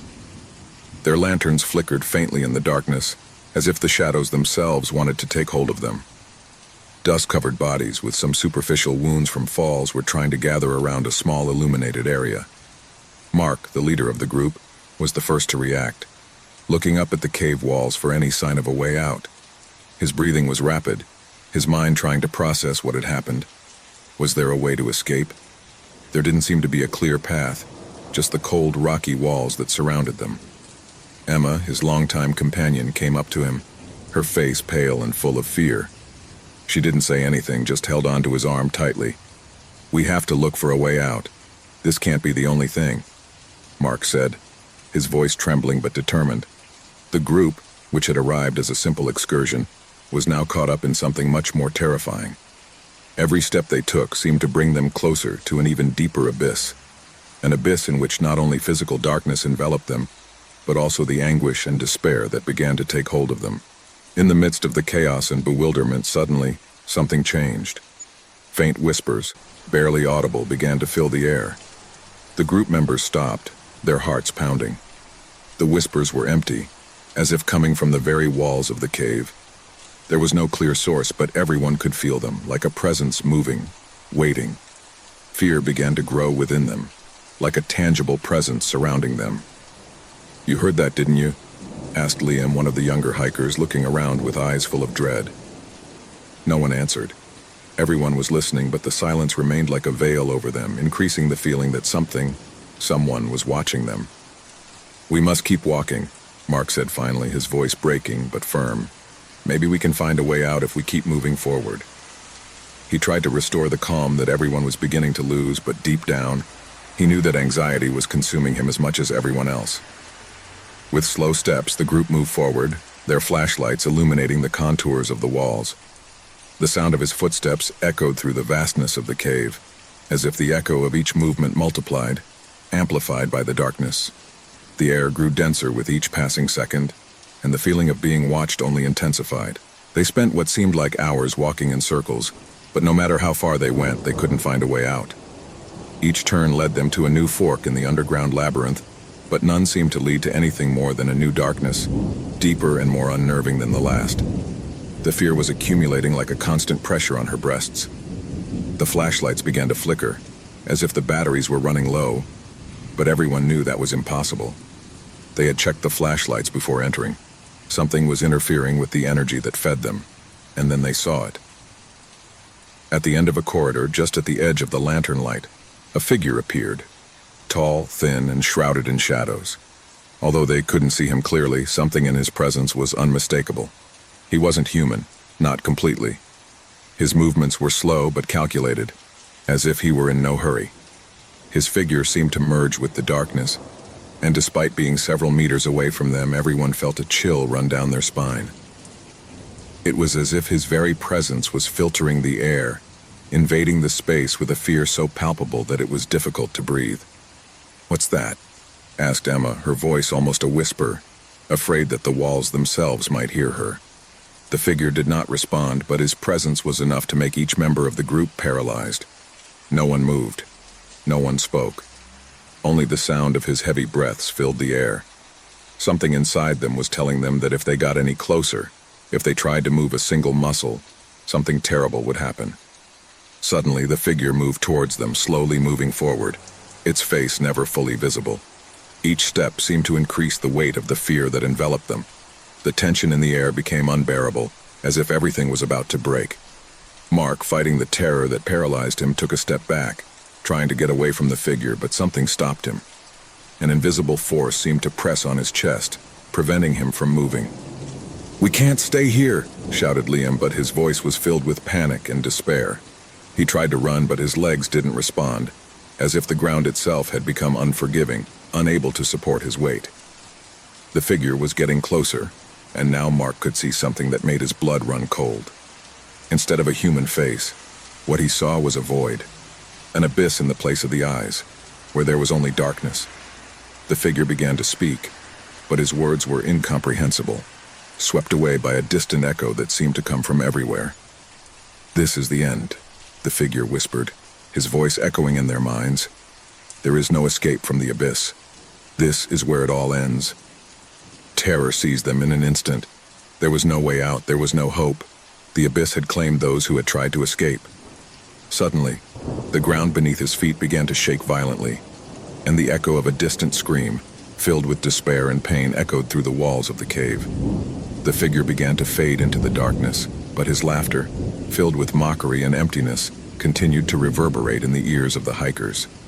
The last memories they had before succumbing to the abyss were the laughter and muffled screams, and the sound of rocks falling on them, as if the cave itself was closing its doors forever. The guardian of the abyss had served his purpose, and with his last laugh, the group of hikers disappeared, forever trapped in the endless darkness. The house stood lonely, surrounded by trees that seemed to whisper to each other with each gust of wind. Its facade, aged by the passage of time, crumbled to one side, but its structure remained imposing, like a shadow that hid forgotten stories. For Laura and her family, this place represented a new opportunity, a fresh start after years of hardship. They moved without much thought, attracted by the apparent tranquility of the countryside and the promise of a home that could offer them peace. It was a rainy Monday when they arrived, the water pounding against the windows furiously, but nothing seemed to break the solemn atmosphere around them. The mother, Laura, watched nervously as her children, Alan and Sophia, ran around the house exploring every corner while she organized the first boxes. The air smelled of old wood, but despite the humidity that permeated everything, the house seemed to have a presence of its own, something that could never be ignored.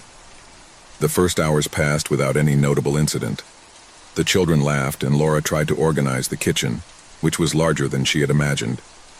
But soon they began to notice something strange: the echoes. At first they thought it was part of the place, that the old walls amplified the sounds, but the truth was much more terrifying. It all started when Laura called her children for dinner. "Alan, Sophia, dinner is ready," he shouted from the hallway. But what he answered was not the voice of his son or daughter, but a deep, guttural voice that seemed to come from the walls themselves. "Laura," the voice whispered, but it wasn't she who was listening to it. It was an alien voice, deep, ancient, that slipped through the house like a shadow. Laura thought it was a joke, but her children's eyes widened when they heard the answer. "Did you hear that?" asked Alan blankly. Laura tried to calm the children, assuring them that it was just the sound of the house, but as the days passed, the echoes began to become more persistent. At first, the voices only repeated what was being said, but soon they began to alter the words. "Laura, look for what you forgot," he whispered once, while Laura, alone in the library, turned slowly at the bewildering message. What had I forgotten? I couldn't remember. The echoes began to take on a more tangible form, as if the voices could see something she didn't. As she explored the house, she found old photos in the attic, faded images of people she didn't know.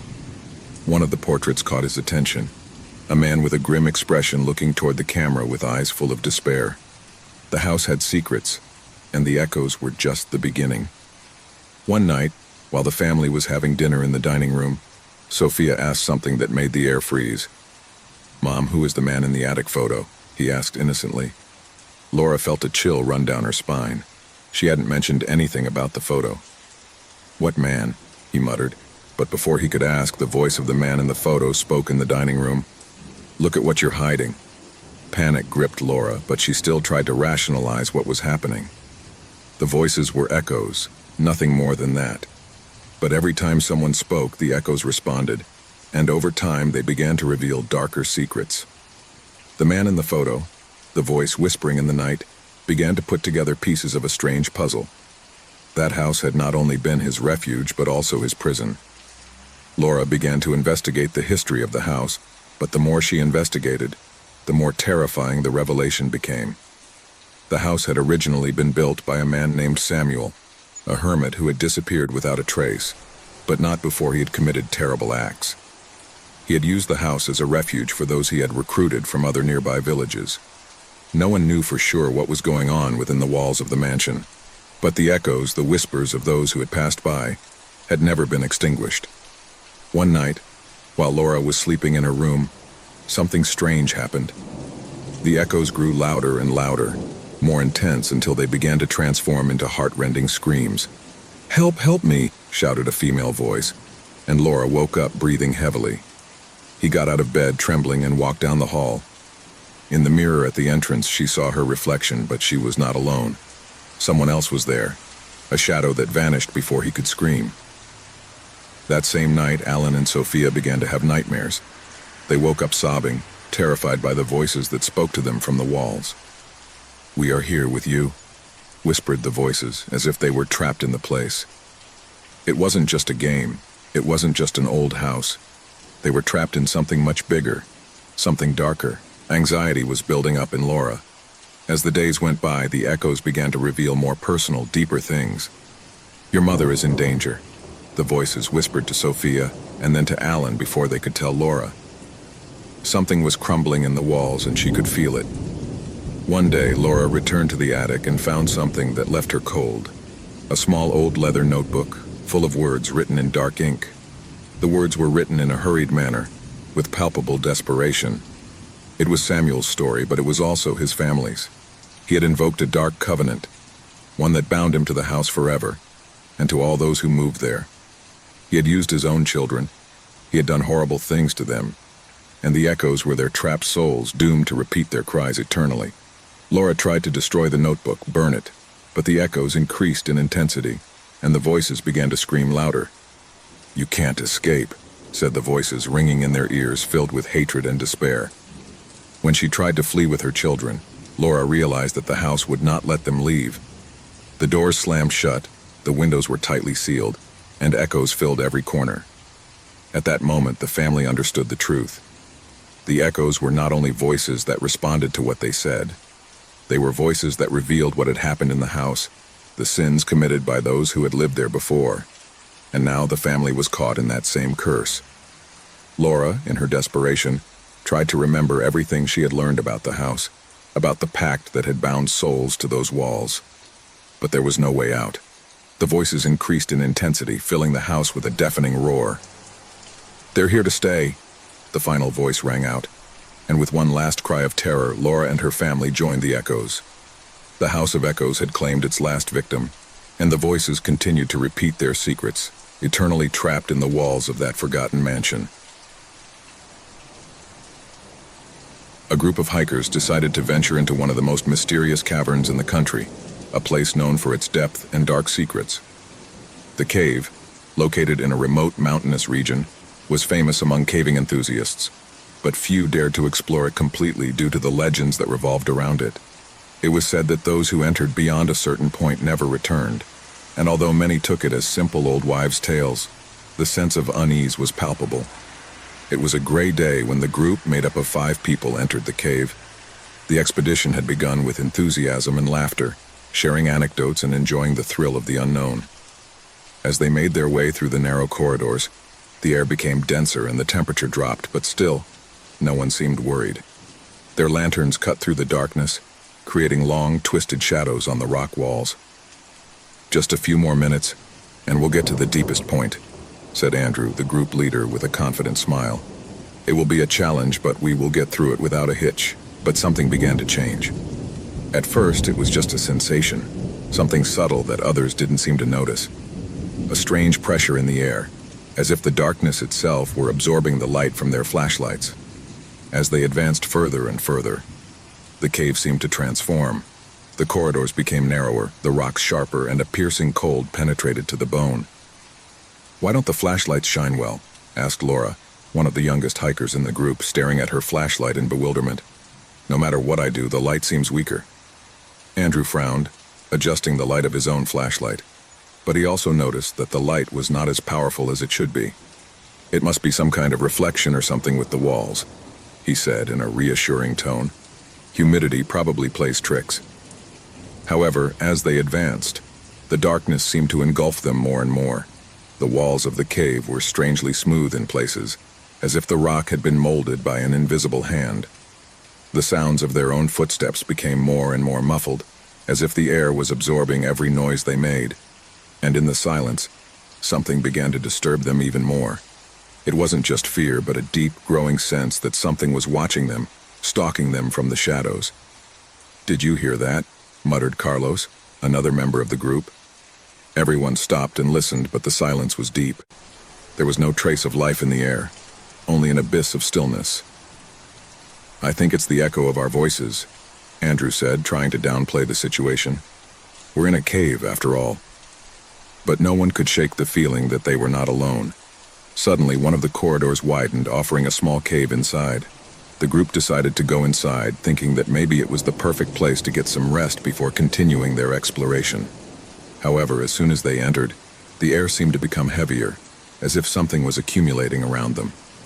Laura looked around nervously. "There's something weird about this place. It's like vibrating." Carlos began to move through the space, touching the walls of the cave. "Nothing weird here, just rocks," he said, but his voice sounded unconvinced. Suddenly he stopped and looked at the ceiling. "What's that?" Everyone looked up, and a shiver ran down their spines at the sight of the strange marks on the walls. They looked like hand-carved symbols, although they were completely unknown. Some of them twisted and bent in almost unnatural ways, as if they were alive. "It's like he's cursed," Laura said, her voice trembling. Andres frowned, trying to rationalize the situation. "They're probably just marks made by ancient explorers. Come on, let's not panic." But panic was beginning to seep into their minds. The cave no longer felt like a simple abandoned place, but like something much darker, something that had been waiting for its arrival. The light from the flashlights flickered once more, and this time it wasn't because of the humidity. "We have to get out of here," Carlos said, his voice strained. "This doesn't feel right. We need to get back to the point of entry." "Okay," Andrew replied, "but we need to find our way back first."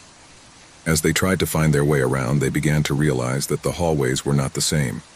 The road by which they had come seemed to have vanished. Each time they advanced, the terrain seemed to change, twisting and bending in ways they couldn't comprehend. The cave seemed to be alive, changing according to its movement, as if it was trapping them in an endless maze. Why does everything look different now?" murmured Laura, her voice breaking. "This cannot be possible." Suddenly, the sound of something ripping at the rock broke the air. followed by a low whisper gliding through the cave. It was a strange sound, almost as if someone was walking in the shadows, too close to be ignored. "We are being watched," cried Carlos, his face pale with terror. A figure suddenly appeared before them, emerging from the shadows with frightful slowness. It wasn't fully human, but it wasn't a completely unknown creature either. His body seemed to be composed of an amalgam of rocks and shadows, and his face was a distorted mask, devoid of clear features. There were no eyes, only a deep darkness that seemed to absorb the light from the lanterns. "What the hell is that?" Laura shouted, recoiling in terror. The figure slid closer, the air around him growing colder. The sense of panic increased, and their hearts were pounding, as if they could hear the creature's heartbeat echoing in their chests. "Run!" shouted Andrew as the creature slithered toward them. But the way out seemed to have vanished completely, as if the cave was holding them back, sealing off all possible escape routes. The creature came even closer, its form fading and reappearing as if it were between the worlds. In an instant, one of the flashlights went out, plunging them into an even deeper darkness. "We can't stay here. He's going to catch us," shouted Laura, taking Carlos's hand. "We have to." But the creature was above them, and the darkness enveloped them completely. Fear, terror, and panic took hold of them. There was no escape, and then everything went out. It was a gray afternoon when Emily, exhausted from the long journey, decided to take an alternate route on her way home. The deserted road stretched for miles, surrounded by growing darkness. There were no signs of life or other vehicles, only the roar of the wind and the distant chirping of crickets. The engine of her car echoed in the stillness of the landscape, and she took the opportunity to relax. As she drove, she began to feel a strange sensation, as if she were being watched. She shook her head and told herself that it was just tiredness. However, something was not right. His phone above the passenger seat vibrated suddenly. Emily frowned at the screen. He didn't recognize the number, but decided to answer, hoping it was an important call. "Hello, who's talking?" she said in a tired voice, trying to sound calm. At first, there was no response, just the sound of heavy breathing on the other end of the line. Emily raised an eyebrow, puzzled. "Hello?" he repeated, looking at the phone with growing uneasiness. Finally, a trembling voice emerged from the darkness on the other end of the line. "Help me. Please," said the male voice, full of despair. "I'm trapped. I don't know where I am. There's something here. Something that is looking at me. He's chasing me." Emily felt a wave of discomfort run down her spine. The voice was distorted, as if the man was in a dark, terrifying place. "Who are you?" he asked, his pulse racing. Fear was beginning to creep into his voice. Before he could receive an answer, the call was abruptly cut off, leaving only the echo of the stranger's heavy breathing. Emily, her hands sweaty, looked at her phone for signs of life, but there was nothing. There were no messages, no missed call logs, just the blank screen. He stared at his phone for a few seconds, his mind racing for answers. Just a joke, he thought. It must be someone playing with me. However, a strange sensation lingered in the air. She decided to continue on her way, but she couldn't shake the feeling of being watched. Over the next few days, Emily tried to forget what happened, blaming it on the stress and fatigue of the trip. However, something inside him told him not to ignore it. She was used to being alone on her travels, but she had never felt anything so unsettling. The latent sense of danger never went away. One night, after arriving at her apartment, Emily checked her phone and saw something that left her paralyzed. A message without a sender or any information. When he opened it, he saw a recording. She played it without knowing why, as if something pushed her to do it. The audio that began to play was the same as that of the mysterious call. The same desperate voice, the same gasping breath. But what made her tremble with terror wasn't just the voice. It was the sound of a whisper filtering through the end of the recording. Something enigmatic, almost inaudible, but clearly audible to anyone paying attention. "Don't look back," the whisper said, like a warning. A shiver ran through his body. Suddenly he realized that there was something much more sinister behind that call. Something dark that was following her. But I couldn't let it go. I couldn't ignore it. He decided to investigate. However, I had no idea what I was about to discover. Emily began to go through her phone logs, looking for something that might lead her to understand what had happened on the road. When he accessed the call history, something strange happened. There on the list, he saw the call from the unknown number, but with a peculiar detail. The time she was received did not coincide with the time she had been behind the wheel. It was as if the call had been recorded long before she answered it. The mystery increased, but something worse awaited her. That same night, Emily began receiving text messages. They were short, meaningless, but chilling. "You're closer than you think," said the first. The following message came shortly after. "Don't leave the house." Another, an hour later. "Time is running out." The messages intensified as the days progressed. Emily couldn't ignore them. She began to feel like she was being watched constantly, even though there were no obvious signs that anyone was around. At all hours, I felt the presence of a shadow, something I couldn't see but that was always lurking. The situation escalated when, one morning, Emily woke up with the feeling that something was not right. The air was dense, as if the atmosphere itself were charged with electricity. When she got out of bed and looked out the window, she saw something that left her paralyzed. On the other side of the street, in the gloom, there was a figure. Tall, thin, motionless. A figure she couldn't identify, but who seemed to be staring at her. Panic took hold of Emily. He closed the curtains quickly, trying to calm himself. I needed to get out of there. He didn't know where he would go or what he would do, but he felt that his life was in danger. He picked up his phone and saw one more notification, a message with an attachment. The file was a photo taken from his own window, showing his figure looking out. The tall and slender figure was now closer. So close that I could see her eyes, which glowed in the dark. In a fit of desperation, Emily ran to her car and drove to the place where she had first received the call. The deserted road, now covered in a thick fog, seemed even more unsettling than before. When he arrived at the scene, he turned on the car's lights, looking for any sign of what had happened. There, in the darkness, he saw something on the ground. It was his phone. The phone I'd forgotten. The phone that had witnessed everything that had happened. Upon picking it up, the device turned on its own, and a new notification appeared. "You are too close to finding out the truth. Now there is no turning back." A heart-rending scream filled the air, and Emily felt something horrible loom over her. The phone began to make a strange sound, as if something was happening on the other end of the line. However, there was no one there. Everything was silent, except for the sound of his own breathing, quickened by fear. Emily tried to run, but the ground began to shake under her feet. At that moment, a dark figure emerged from the fog. It was the same being in the photo, his face deformed and his gaze fixed on her. She had no human face, only empty eyes that stared at her with terrifying intensity. The figure moved forward, sliding on the ground, and Emily, paralyzed with terror, tried to scream. But his voice did not come out. Only the sound of fog and heavy breathing surrounded her. The phone fell to the floor, and with it all hope. The figure caught up with her, and Emily disappeared into the darkness, absorbed in the terror that had haunted her from the moment she answered that call. The investigation that followed was puzzling. The phone, which was found at the scene, contained more messages. Some sent before Emily's disappearance, others after. The recordings and photos she had received indicated that someone had been following her from the moment she accepted that call. No one knew who was behind the threat, but the case remained unsolved. The authorities never found a concrete clue, and the forgotten phone remained stored as a macabre memory of the inexplicable. Emily's disappearance became a legend, a horror story whispered in the dark, where the forgotten phone was the key, and the figure in the fog, the eternal nightmare that haunted those naive enough to answer an unknown call. Since time immemorial, the small town of San Sebastian had lived under the shadow of a mysterious bell that could be heard in the distance. The bell, an ancient piece of bronze that hung atop the village church, had a sound that echoed through the mountains. It was not just any bell, its toll was heard in moments of great anguish, marking the proximity of death. As the years passed, the villagers began to get used to it, but they also learned to fear it. When the bell rang, someone was going to die, and everyone knew it.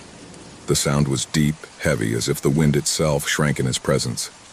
Some said that it was the voice of a soul trapped between two worlds, while others claimed that the bell was cursed, condemned to ring every time the life of an inhabitant was extinguished. The elders of the village remembered that it had been installed generations ago by a priest who disappeared without a trace. No one had ever managed to decipher the true origin of the bell. Everyone was afraid to approach her. The people had survived generations of suffering, always with the same curse lurking. The deaths came with the sound of the bell, which never failed, never stopped. In the darkness of the night, its sound penetrated the houses of the inhabitants, announcing the fate of some of them. Some tried to ignore it, but everyone knew that if the bell rang, death was near. On a stormy night, the sound of the bell was louder than ever. He struck with an intensity that seemed to reverberate in the bowels of the people. Each blow was a terrifying echo, echoing off the walls of the houses, shaking the hearts of the bravest. No one in the village had ever heard such a loud and ominous ringing. Anguish took hold of all who heard that sound, which reached the depths of their souls. But that night, there was someone who did not give in to fear. Alejandro, a brave young man determined to discover the truth behind the bell, decided to investigate. He had heard many stories and legends about his origin, but the need for answers had led him to challenge superstitions. As the storm raged, Alejandro left his house with a flashlight in hand. I knew something wasn't right, but I was willing to face the unknown. The streets of the town were deserted, the windows closed and the doors barred. The houses, normally full of life, had become mausoleums, all the inhabitants fearful of the bell. Alejandro walked through the deserted alleys, the wind whipping his face, but he did not hesitate. The church, which stood like a dark giant on the top of the hill, was waiting for him. I knew that there I would find the answer. The bell could not be the only mystery in that place. Something else was hidden. Something else was waiting to be revealed. As he ascended the steep path that led to the church, the fog thickened, enveloping everything around him. The light of the lantern trembled with every step he took, as if darkness were trying to swallow everything in its path. The sound of the bell kept ringing louder and louder, closer and closer. It was as if the bell itself was calling him, guiding him to his destination. When he reached the doors of the church, Alejandro felt a chill run down his spine. The doors, which had always been closed, were now ajar, as if they were waiting for him. Without thinking, he pushed the door hard, and as he crossed the threshold, the cold air enveloped him. The church, normally a place of peace, was now plunged into dense darkness. There was no light except for Alexander's lantern, which struggled to light the way.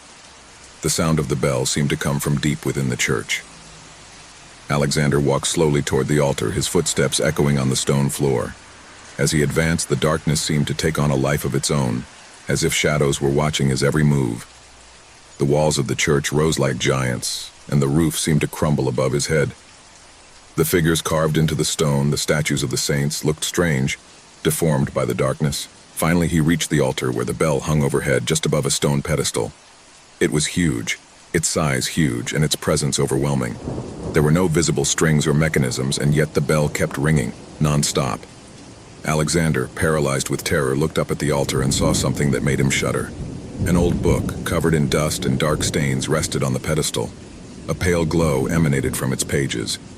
With trembling hands, Alejandro brought the lantern closer to the book. When he opened it, a feeling of discomfort invaded him, as if the church itself breathed with him. The words of the book seemed to move, change, twist, as if the text were alive. And at that moment, a whispering voice echoed in his mind. "You have awakened what was asleep." The words floated in the air, and the sound of the bell increased in intensity, resounding in every corner of the church. The temperature dropped rapidly, and Alejandro felt a pressure in his chest, as if something invisible was crushing him. The book lit up with a sinister glow, and the shadows on the walls began to move, to lengthen, as if they were coming to life. In an instant, the altar was transformed. What was once a sacred space became a prison. A gigantic shadow emerged from the darkness, a spectral figure, his face diffuse but full of evil. His eyes flashed with a red light, as if he was looking through Alexander's soul. The figure approached slowly, floating in the air, and with each step it took, the bell rang louder as if its tolling marked the end of time. Alejandro tried to back up, but his legs did not respond. I was trapped, caught in the curse of the bell, caught in a cycle that would never end. The figure caught up with him, and an overwhelming cold came over him. The being spoke in a guttural whisper, words that Alejandro did not understand, but which resounded in his mind like a terrifying echo. "The town is scarred," said the shadow, his voice penetrating every corner of the church. "And you, Alejandro, have sealed your fate. They will all fall under the weight of the bell." It had been a long journey on lonely roads, in a place forgotten by time and the passage of men. The traveler, tired and exhausted, had not seen any sign of life for miles. The road was like an endless river of asphalt, flanked by trees that stretched out to the horizon, as if they wanted to devour it. The sunlight was beginning to fade, dyeing the sky a warm, ominous red. He thought about stopping at any hostel, but in his desperation he barely saw a small sign indicating the existence of a hotel. "Forgotten Hotel," read the faded paint on the sign. It seemed perfect for an overnight stay, a refuge, a break from the endless road. When he arrived, the place seemed much older than he had expected. The walls of the hotel, covered in moss and mold, gave the impression that the place had been forgotten by the whole world. The building was large, two-story, with broken windows and doors that creaked as they moved. However, something about the place attracted him, and fatigue pushed him to enter. The door opened with a frightful creak, but on the other side there was nothing but darkness.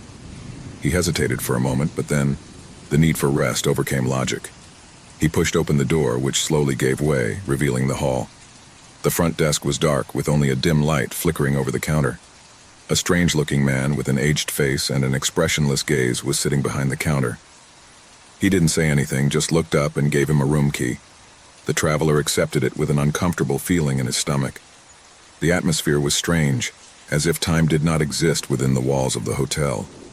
He climbed the stairs, feeling the weight of the stairs creak beneath his feet.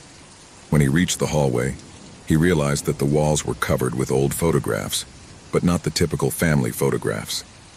No, they showed strange and distorted faces, people with empty eyes and disconcerting expressions. Somehow, those images seemed familiar, as if they were staring at him. However, he kept going, ignoring a sensation that he couldn't shake. The room was small, with an aged-looking wooden bed and a window that looked out onto a desolate landscape, as if the world were just an endless expanse of gray land. The lamp flickered, and when he turned off the light, the room was plunged into deep darkness. But something wasn't right. There was a smell of humidity and something else in the air. Something he couldn't identify, something that made him uncomfortable. He went to bed, but he couldn't sleep. Shadows seemed to move around the room, slipping through cracks in the walls and ceiling. He got up, and as he approached the window, he looked more closely at the outside. There was no movement in the landscape, but something in the distance caught his attention. A figure standing in the middle of the field, motionless, looking towards the hotel. The figure looked human, but its posture was strange, as if it was unnatural. The traveler looked away, feeling a twinge in his chest, but when he looked again, the figure had disappeared. Restlessness began to take hold of him, and he decided to leave the room. He returned to the corridor, where the old portrait seemed to look at him with more intensity. Upon arriving at the lobby, he noticed that the man at the front desk was no longer there. Instead, a door was ajar, and on the other side, a light flickered faintly. Intrigued, he walked over and pushed her cautiously. What he saw took his breath away.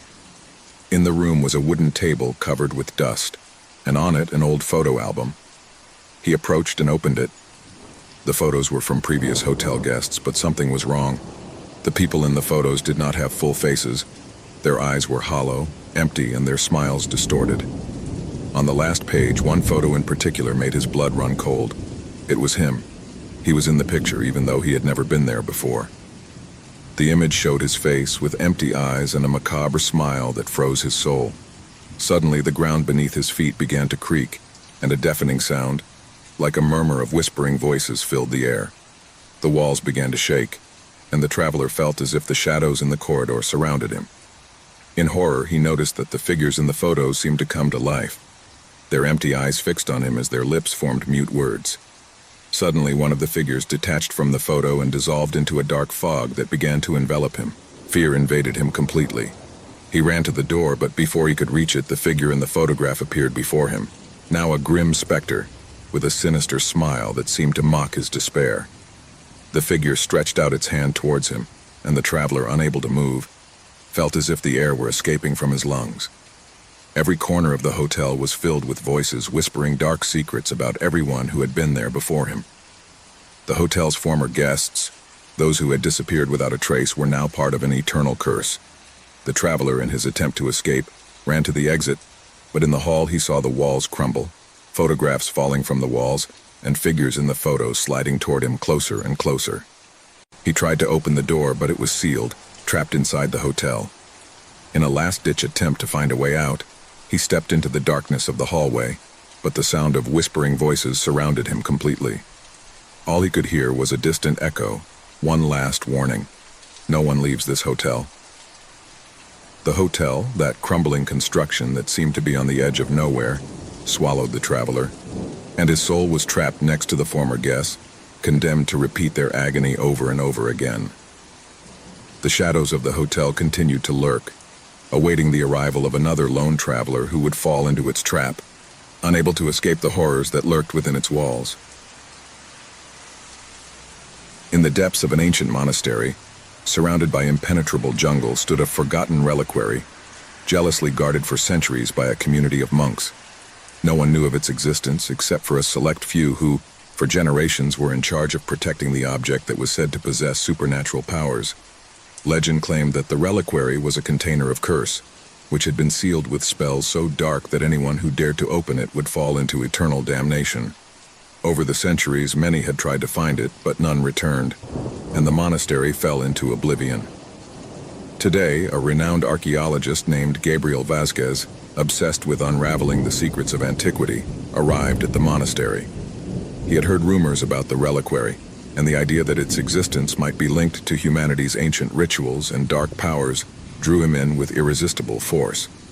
Despite the warnings of his colleagues who told him about the disappearances of those who had searched for the reliquary, Gabriel decided to undertake the search. His greed to uncover the truth blinded him to danger, and he resolutely ventured deep into the jungle. As he went, the warning signs became clearer. Ruins that had never been documented appeared before his eyes, covered in strange symbols that seemed to move in the gloom, whispering unintelligible words. Gabriel felt a growing sense of anxiety, but his curiosity kept him steadfast. He had come too far to give up now. When he finally arrived at the monastery, he found the building in ruins, covered in weeds, but its structure still stood, almost defiant in the face of the passage of time. Inside, the shadows seemed to take on a life of their own, and a heavy air of desolation permeated every corner. The monks who had cared for him for centuries were gone, but something remained, something sinister. Gabriel could feel it, a tug in his chest, as if a presence was watching him, waiting. He went into the heart of the monastery, an ancient room that seemed untouched by man in centuries. In the center of the room, on an altar covered with dust, rested the reliquary. It was a small object, but it emanated a dense, dark energy, as if it were alive.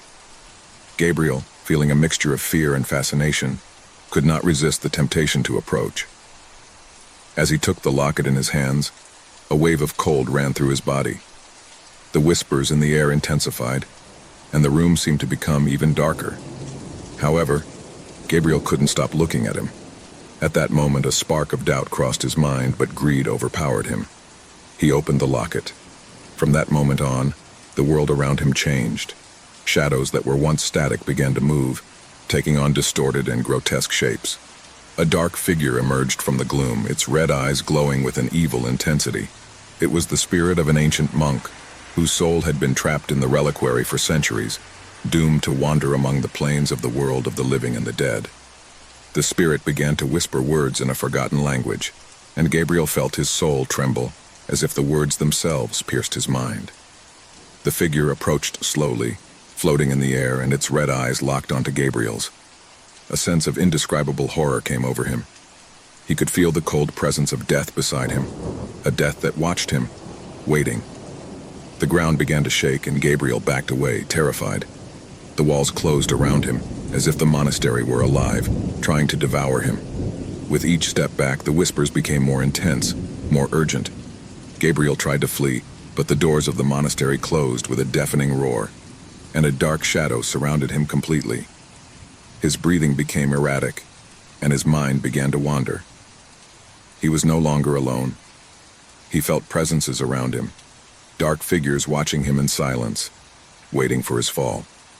The monk's spirit was advancing toward him, an invisible force pressing on his chest, making it difficult for him to breathe.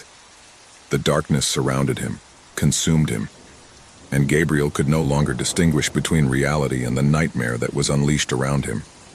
As the darkness advanced, Gabriel could hear a wail, as if the very walls of the monastery were weeping in agony. The monks who had guarded the reliquary, those who had sacrificed themselves to seal it, were now rising from their graves. Their rotting bodies walked through the shadows, crawling toward him, as if trapped in a prison of eternal death, seeking revenge for the breaking of the seal that had kept the dark forces at bay for centuries. Gabriel tried to scream, but his voice choked in his throat as if something was strangling him. He couldn't move, he couldn't breathe. The terror had completely paralyzed him, and all he could do was look around while the shadows closed in on him. The monk's spirit drew closer, and Gabriel could feel the coldness of his breath on his neck. The last whisper he heard was that of a warning.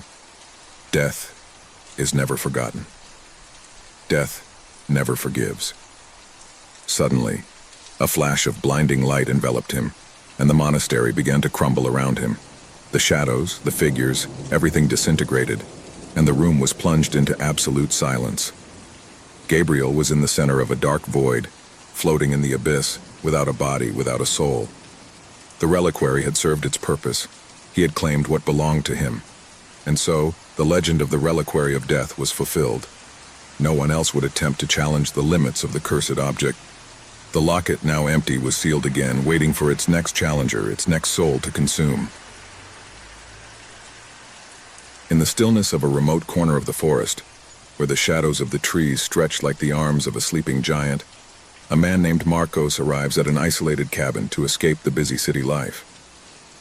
I had heard about the beauty of nature in that place, and the tranquility it offered. No worries, no pressures, no constant invasion of the modern world. Just him and the landscape. That was all he needed to rest from his daily routine. The cottage, though rustic and somewhat dated, had the charm of the old days, with a stone fireplace, large windows overlooking the thick forest, and a sense of seclusion that pleased him. It was everything you could want for a solo holiday, without the interference of people or the bustle of everyday life. That night, after a day exploring the forest, he lit a fire in the fireplace and sat down on the sofa, deep in thought. The creaking of burning wood was the only sound that interrupted the deep silence of the night. Shadows danced on the walls of the cabin, as the darkness outside stretched beyond the reach of the light. He went to bed early that night, exhausted from the walk, but something in the air kept him restless. There was something strange about the stillness, something I couldn't identify. He tried to calm his mind, but the feeling persisted. He closed his eyes and fell into a restless sleep. Dawn came with a faint glow, barely filtered through the leaves that covered the windows. Mark woke up abruptly, feeling a strange pressure in the air. It was not the sound of the wind, nor the nature that I used to hear in the morning. Something felt different, as if the atmosphere were charged with an unsettling energy. When he got out of bed, he noticed something strange. On the floor of the room, right in front of the door, there was a large footprint, bright red, as if someone had left a mark on the ground, but it looked like anything else. The footprint wasn't just fresh blood. It was as if the mark was alive, latent, as if it had been left behind by something far more sinister than a simple accident. Marcos approached cautiously, the air in the room weighing on him like a blanket. The footprint stretched across the floor, leading to the door of the cabin. Trembling, he bent down to examine her more closely. It wasn't a mistake, nor something that could have been left by accident. It was a clear mark, an ominous sign that seemed to mock him. The footprint did not end there. When he opened the door, he noticed that he continued down the hallway, down the stairs to the main entrance of the cabin. Panic began to take hold of him, but curiosity grew stronger. He decided to follow the track, although he felt the weight of fear crushing his chest. As the footprint moved along the outside of the cabin, the feeling that something was watching him intensified. The nature around was in complete silence. Not the wind, not the birds, not the insects. Only the sound of his own footsteps stepping on the damp earth. The footprint led him into the forest, a shadowy path that led into the thick trees. Every step he took into the heart of the forest seemed to make him farther away from the safety of the cabin. The daylight was no longer enough to dispel the shadows which seemed to lengthen towards him, slowly surrounding him. Gradually, the footprint began to show an increasingly grotesque shape. Instead of being just a mark of blood, it now seemed to be accompanied by strange distortions, as if the terrain itself was being altered by something invisible. The earth was marked by strange signs, ancient symbols that I could not comprehend. The panic began to turn into something deeper. Mark tried to turn back, but the footprint drew him, as if he had a will of his own, as if something in the forest was calling him, guiding him. In his attempt to return to the cabin, he noticed that the forest looked different now. The treetops, once familiar, now looked strange, as if they were watching him, as if they knew him. A shudder ran down his spine. When he arrived at a clearing in the forest, he saw something that completely paralyzed him. In the center of the clearing, there was a figure erect, standing, waiting. The figure was indistinct, without clear features, but its presence was terrifying. It wasn't human, but it seemed to have a form, a structure. An echo of his humanity, but distorted. The bloody footprint had led him there. And as he approached, the figure moved. The scene in front of him crumbled into chaos. The earth began to tremble and the air became dense, as if an invisible force imprisoned it. The figure in the clearing dissolved, and the shadows of the trees began to twist, growing towards him. The ground split, and what seemed like an unbreakable peace turned into a nightmare of horror and despair. Marcos tried to run, but each step he took plunged him deeper into darkness. The bloody footprint, like a threat from the unknown, haunted him. Every time he turned, he saw the distortions in the air, the symbols gliding over the ground. The trees seemed to move, as if they were part of a sentient entity, watching him, stalking. The horror reached its peak when it reached the edge of a precipice. The forest seemed to have engulfed him, and all that remained was emptiness. The bloody footprint was there, on the edge of the abyss, and Mark, now completely plunged into terror, saw a figure emerge from the shadows, his own reflection distorted, grotesque, standing in front of him. And then, as if all the accumulated terror had only one purpose, the footprint began to drag him away. A violent tug pushed him into the abyss, into the void, as the shadows devoured him completely. The man disappeared into the darkness of the forest, and the man, the bloody one, as if it had never existed, vanished into the earth. The echo of his cry echoed in the distance, but no one heard him. The forest, again in silence, kept the last vestige of its passage, until another visitor arrived, unwary to follow the trail of the bloody track. It was a gray day when Daniel and Laura decided to escape the hustle and bustle of the city. After months of constant stress, they decided that all they needed was the fresh air of the forest and the tranquility of a cabin away from everything. A couple of days, just the two of them, surrounded by nature, where they could relax without worries. The cabin they rented was in a small, secluded corner, where there were no houses nearby and hardly any phone signals. The road meandered between tall trees that towered like giants, mostly covering the sunlight. When they arrived, they realized how far away everything really was. There was not a store, not a sign of human life for miles around. The cabin was small, rustic but cozy. Outside, time seemed to have stopped, as if it were a refuge forgotten by all. "This is perfect," Laura said, dropping her suitcase on the dusty porch floor. "We need this. Time to disconnect." Daniel smiled, though he couldn't deny that something in the air was strange to him. There was something unsettling about the stillness of the place. But he ignored it, thinking it was just his mind burdened by the pressures of the city. What he didn't know was that the calm they longed for would be interrupted by something much more terrifying. The cabin had the essentials: a fireplace that crackled softly, a kitchenette, and a couple of cozy rooms. As they settled in, Daniel and Laura felt more relaxed, forgetting the stresses of work and everyday life. But soon, the first shadows of uneasiness began to appear. That night, after a quiet dinner by the fire, they retired to their room. As Laura settled into bed, Daniel leaned out of the window, looking out the forest around the cabin. The full moon was high in the sky, but it wasn't enough to illuminate the thickness of the trees. "I couldn't help but feel a sense of being watched, even though I couldn't see anything." "Is everything okay?" asked Laura from the bed. "Yes, just the silence is so absolute here," Daniel replied, closing the curtain and turning off the light. But when he tried to sleep, Daniel's sleep was interrupted by strange noises, a distant creak, as if something or someone is moving through the trees. At first he thought it might be an animal, but then the sound repeated, closer, as if someone was approaching the cabin. Daniel tried to ignore it, blaming it on the stress and loneliness of the place. But the creaks continued until a loud bang made him get out of bed. "Did you hear that?" Daniel whispered, looking at Laura, who was already awake. She nodded, looking out the window. "Yes, as if someone is nearby. Should we go and look?" "Number. Let's better stay here and check tomorrow. It's very dark outside." Laura wasn't so sure.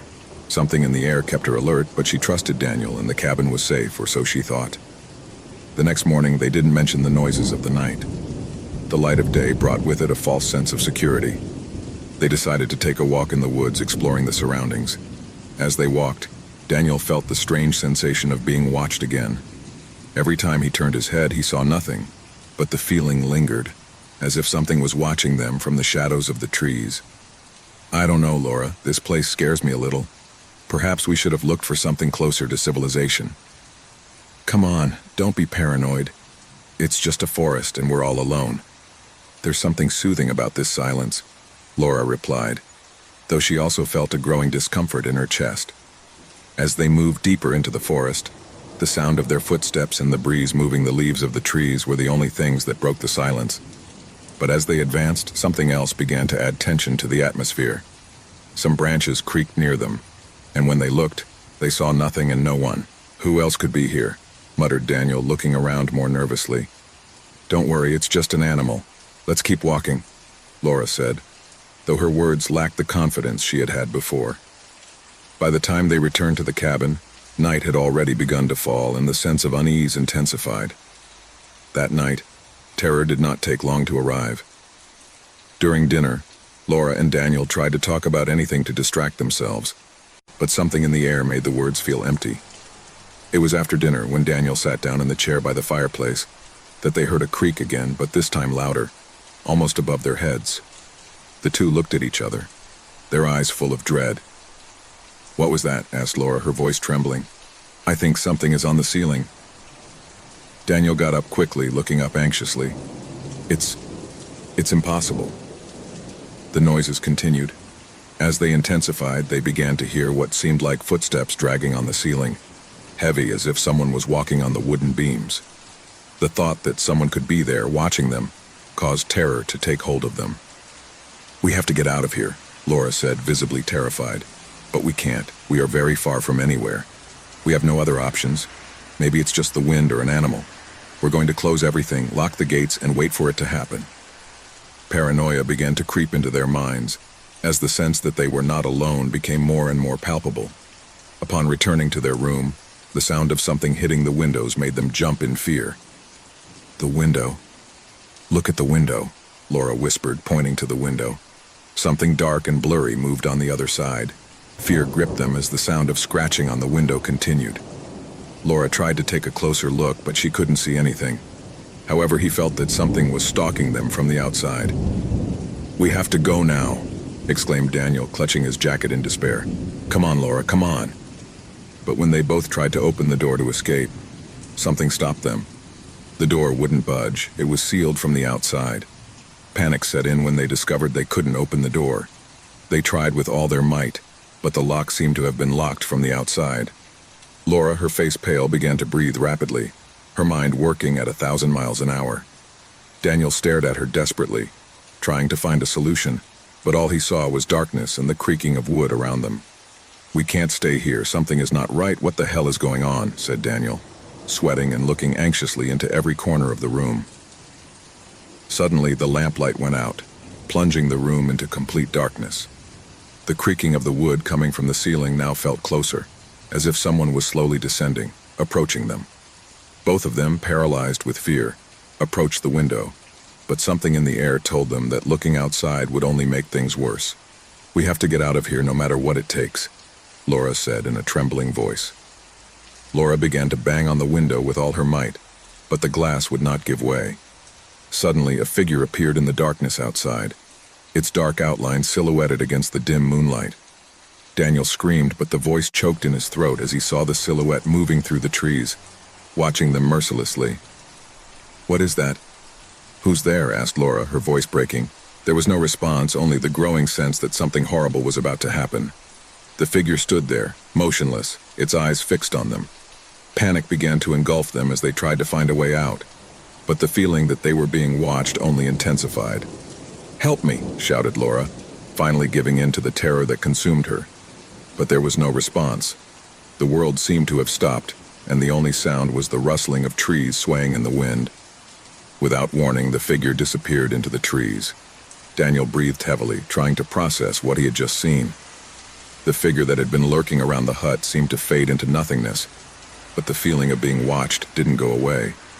Something was not right. There was something they couldn't see, but around them, like a presence seeping through the shadows, lurking. The clock on the wall made an almost imperceptible sound, but loud enough to break the absolute silence. Laura and Daniel looked at each other in terror, the words getting stuck in their throats. "We can't stay here," Daniel muttered as he tried to think of a way out. "We have to find a way out." With their hearts racing, they began to look for any possible way to escape. But it was at that moment that the door burst open, as if something had unlocked it from the outside. Moonlight immediately poured in, illuminating the room in eerie shadows. The figure was gone, but the sense of danger was stronger than ever. Without thinking twice, Daniel and Laura left the cabin in a hurry, running into the woods without looking back. The ground was wet and branches hit their faces as they ran frantically. They could hear footsteps behind them, the rustling of branches and leaves moving. They didn't know if it was the figure chasing them or something more sinister, but they didn't dare to look. "Run, Laura! Run!" shouted Daniel, feeling his breath ragged. Anxiety consumed them, and every second it seemed like something was catching up with them. But when they turned to see if there was anything behind it, the figure was gone. There was no trace of anything, only the thick fog that began to envelop them. The trees, which had once seemed harmless, now stood like dark giants, and the darkness of the forest seemed to devour them. There was no visible path, no lights, only the thick gloom that surrounded them. Daniel and Laura reached the edge of the forest, where the road seemed distant as if they could never reach it. The feeling of dread consumed them, but at that moment, Laura fell to her knees, exhausted and trembling. "What's going on? Why can't we get out of here?" sobbed Laura, looking out over the woods where the shadows moved as if they were alive. Daniel tried to comfort her, but he also felt the growing despair. Something was catching them, something much bigger than them, something they couldn't understand. Suddenly, a heart-rending scream echoed through the air, a voice that was not human. Something appeared on the threshold of the trees, a tall figure shrouded in darkness. His face was an indescribable shadow, but his eyes, two empty abysses, shone with a frightful intensity. The figure was watching them, and something in his eyes made their skin stand on end. "No, it can't be," shouted Daniel, as the figure slowly advanced towards them. Fear paralyzed them. They didn't know what that thing was or where it had come from. They only knew that they could not escape. The air around them thickened, as if time itself had stopped. The figure raised his arm, pointing at them, and a barely audible whisper could be heard in the wind. Laura and Daniel's name was whispered in their ears like a distant echo. Suddenly, the ground beneath their feet began to shake, and an invisible force pushed them to the ground. Fear turned to absolute terror. They were no longer in the same place. They had been transported to another world, a gloomy and dark place, where the trees twisted into grotesque shapes, and the air was thick and oppressive. The empty-eyed figure slowly approached them, its shadow enveloping them, and with one swift motion took them, absorbing them in the darkness. The cabin, the forest, everything disappeared in a breath, and all that remained was the sound of the wind, carrying with it the whispers of those who had been observed, until they could never be reached. Whitehaven Island, a small, isolated piece of land in the middle of the murky waters of the North Sea, had been a mystery for years. For a long time, the few inhabitants who remained on its shores lived a quiet life, without much contact with the rest of the world. The island, though small and modest, was steeped in ancient history, full of secrets buried under layers of land forgotten by time. But all that changed on a gray autumn afternoon when a group of tourists, in their eagerness to know the place and its mysteries, decided to venture on the island without knowing what awaited them. The group never returned. Local authorities, alarmed by the unexplained disappearance, sent several expeditions in search of the tourists, but never found a trace of their presence. Weeks turned into months, months into years, and the case of the missing from Whitehaven went from front-page news to a story forgotten by most. No one knew what had happened on the island. However, the rumors did not stop. 5 years after the group's demise, things began to change. Stories were whispered among the locals of strange sightings and unexplained occurrences. Bright lights on the darkest nights, shadows moving through the trees, and unmistakable voices in the breeze that seemed to carry echoes of something lost. However, what most terrified those who lived in the vicinity was the growing number of stories about people who said they had returned from the island. People who had disappeared for years, but now walked the streets of the town again. At first, people thought they were simple coincidences, but as time progressed, the stories became more disturbing. No one seemed to be able to explain the return of the disappeared, let alone the strange behaviors exhibited by those who claimed to have returned. Many people were skeptical, but those who met these people soon began to feel a chill running down their spine. The people who returned were not the same. There was something deeply altered in their eyes, something that made them seem different, empty, as if they were living in a parallel reality, completely disconnected from the life they had known before. The whole town began to murmur. No one knew what had happened on Whitehaven Island. No one knew what had changed those tourists who at first seemed to be ordinary people. A sense of fear and distrust took hold of the locals, and those returning from the island could not fit in. There was something inhuman about them, something that couldn't be explained in words. At first, those affected tried to continue with their lives, trying to reintegrate into the village and their former circles. However, over time, their behaviors became more bizarre and puzzling.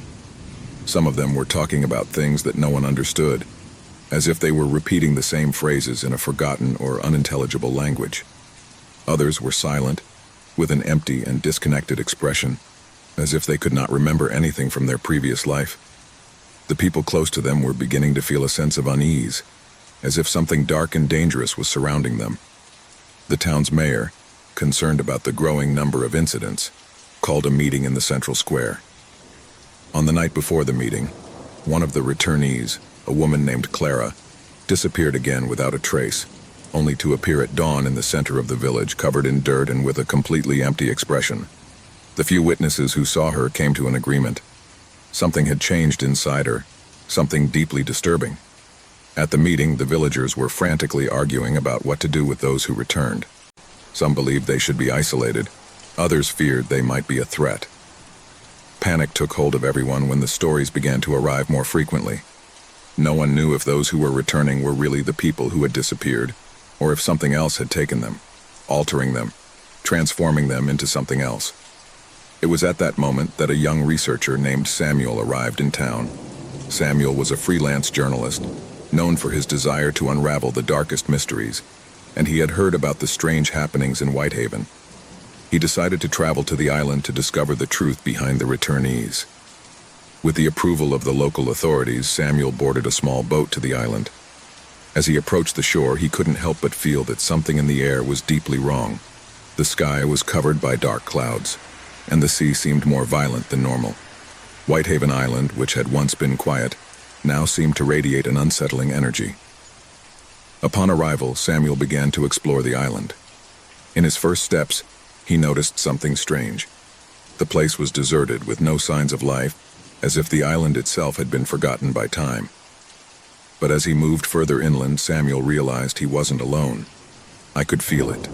Something was watching his movements, walking among the trees and moss-covered rocks. Samuel found what looked like a cave hidden among the hills. Intrigued, he went into it. Darkness enveloped him as he advanced through the narrow passage. And then, at the bottom of the cave, he saw something that left him cold. A set of strange symbols were etched into the walls of the cave, symbols that did not belong to any known culture. They were ancient, so profoundly old that they defied human logic. As Samuel watched them, a sense of anguish came over him. He felt as if something was awakening in the depths of the island, something he had been waiting for centuries. Suddenly the cave began to tremble, and a strange vibration ran through his entire body. Samuel tried to get out, but the walls seemed to move, closing around him. It was then that he heard voices, soft at first, like a whisper in the distance. The voices grew louder, closer, until suddenly they stopped. And then he saw something he would never forget. The missing tourists, the same ones who had returned to the village, were standing in front of him, their eyes empty and their bodies motionless. They were there, but they were not the same. Something had transformed them. Something had possessed them. At that moment, Samuel understood what had happened. The island had not only been a place of isolation, it had been a point of convergence, a space where dark forces had infiltrated the human world. The people who returned were not human. They had been altered, possessed by an ancestral entity that controlled them. And that entity had been patiently waiting for his return. As the island began to crumble around him, Samuel tried to flee but couldn't.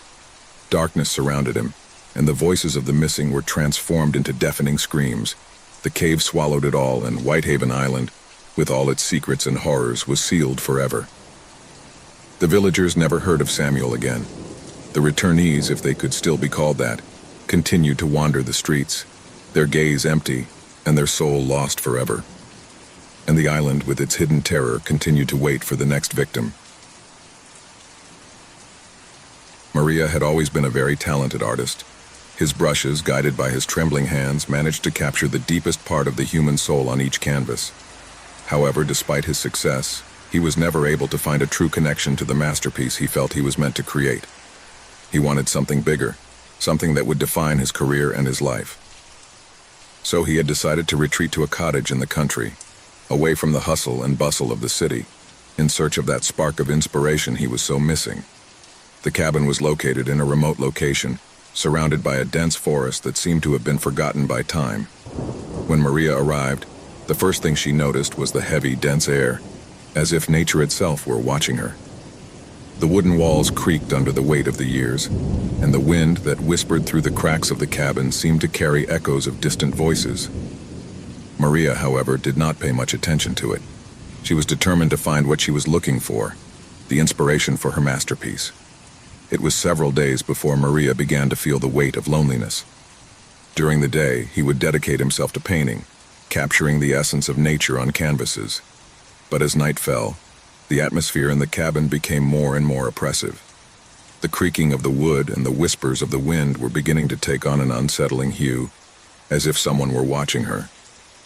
One afternoon, after several failed attempts to find inspiration, Maria decided that her next portrait would be different. Instead of the tranquil landscapes she had been painting, she decided to create a portrait of herself. He wanted to capture the deepest look of his soul, the one he had never shown to the world. He got ready, placed the canvas on the easel, and began to paint, letting himself be carried away by his darkest emotions.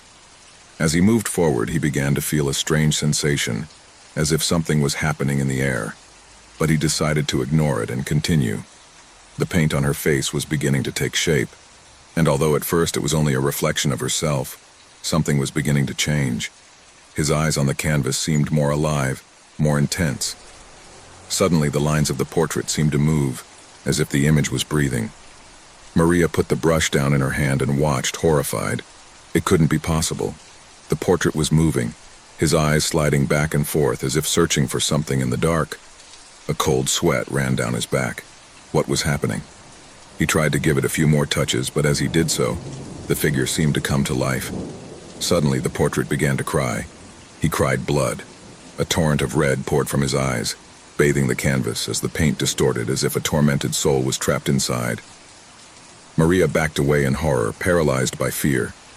The screams of the figure in the portrait seemed to resonate in her mind, a sound she could not understand but which filled her with terror. The portrait seemed to be watching her with fury, with hatred. It wasn't his own reflection that was painted on the canvas, but something much darker, something that had never existed in his real life. Trembling, Maria tried to cover the portrait with a cloth, but she couldn't get out of his sight. The painting cried incessantly, as if it were alive. As the hours passed, the crying became louder, more unbearable. Every tear of blood fell to the floor, causing the room to be filled with a metallic smell, and the atmosphere became more and more oppressive. Something was wrong. Something very wrong. The portrait didn't just cry. He was beginning to move more, squirming on the canvas as if he were looking for a way out. Maria, terrified, began to hear whispers coming from the portrait. Every word was incomprehensible, but every single one of them resonated in his mind with terrifying force. He covered his ears with his hands, but whispers seeped into his mind, as if an evil presence was taking control of his thoughts. In desperation, Maria tried to leave the cabin, but the doors slammed shut as if the cabin itself wanted to trap her. The air was becoming thick, and the walls seemed to shrink around him. Every corner was filled with shadows that moved, as if they were lurking, waiting. The cabin was no longer a refuge, it had become a trap. The painter began to feel how the energy of painting enveloped her. The figure in the portrait called to her, attracted her. Every time he looked at the canvas, he felt part of his soul detach and join the portrait. Fear consumed her, but she couldn't get away. He knew he had to destroy the painting, but he didn't know how. Each attempt to touch the portrait only made the figure more alive, as if every brushstroke he added strengthened it. One night, while trying to sleep, he was awakened by a strange noise. The cry of the painting called to her, but this time there was something else. The whispers were clearer, more direct. The voice that emanated from the painting was hers, as if it were she herself who cried, who asked for help. Maria began to feel something inside her change. Desperation took hold of her. The terror I felt was no longer just because of what I saw, but because of what I was beginning to understand. The figure in the portrait was not only a representation of her, but was taking her place, absorbing her essence, her life. If I didn't destroy the portrait, I would end up being part of it, trapped on the canvas forever. In desperation, Maria took a knife and began cutting the canvas, attempting to destroy the figure before it was too late. But each cut only made the figure more powerful. The shadows in the room were twisting, and the cabin began to vibrate as if something dark was waking up.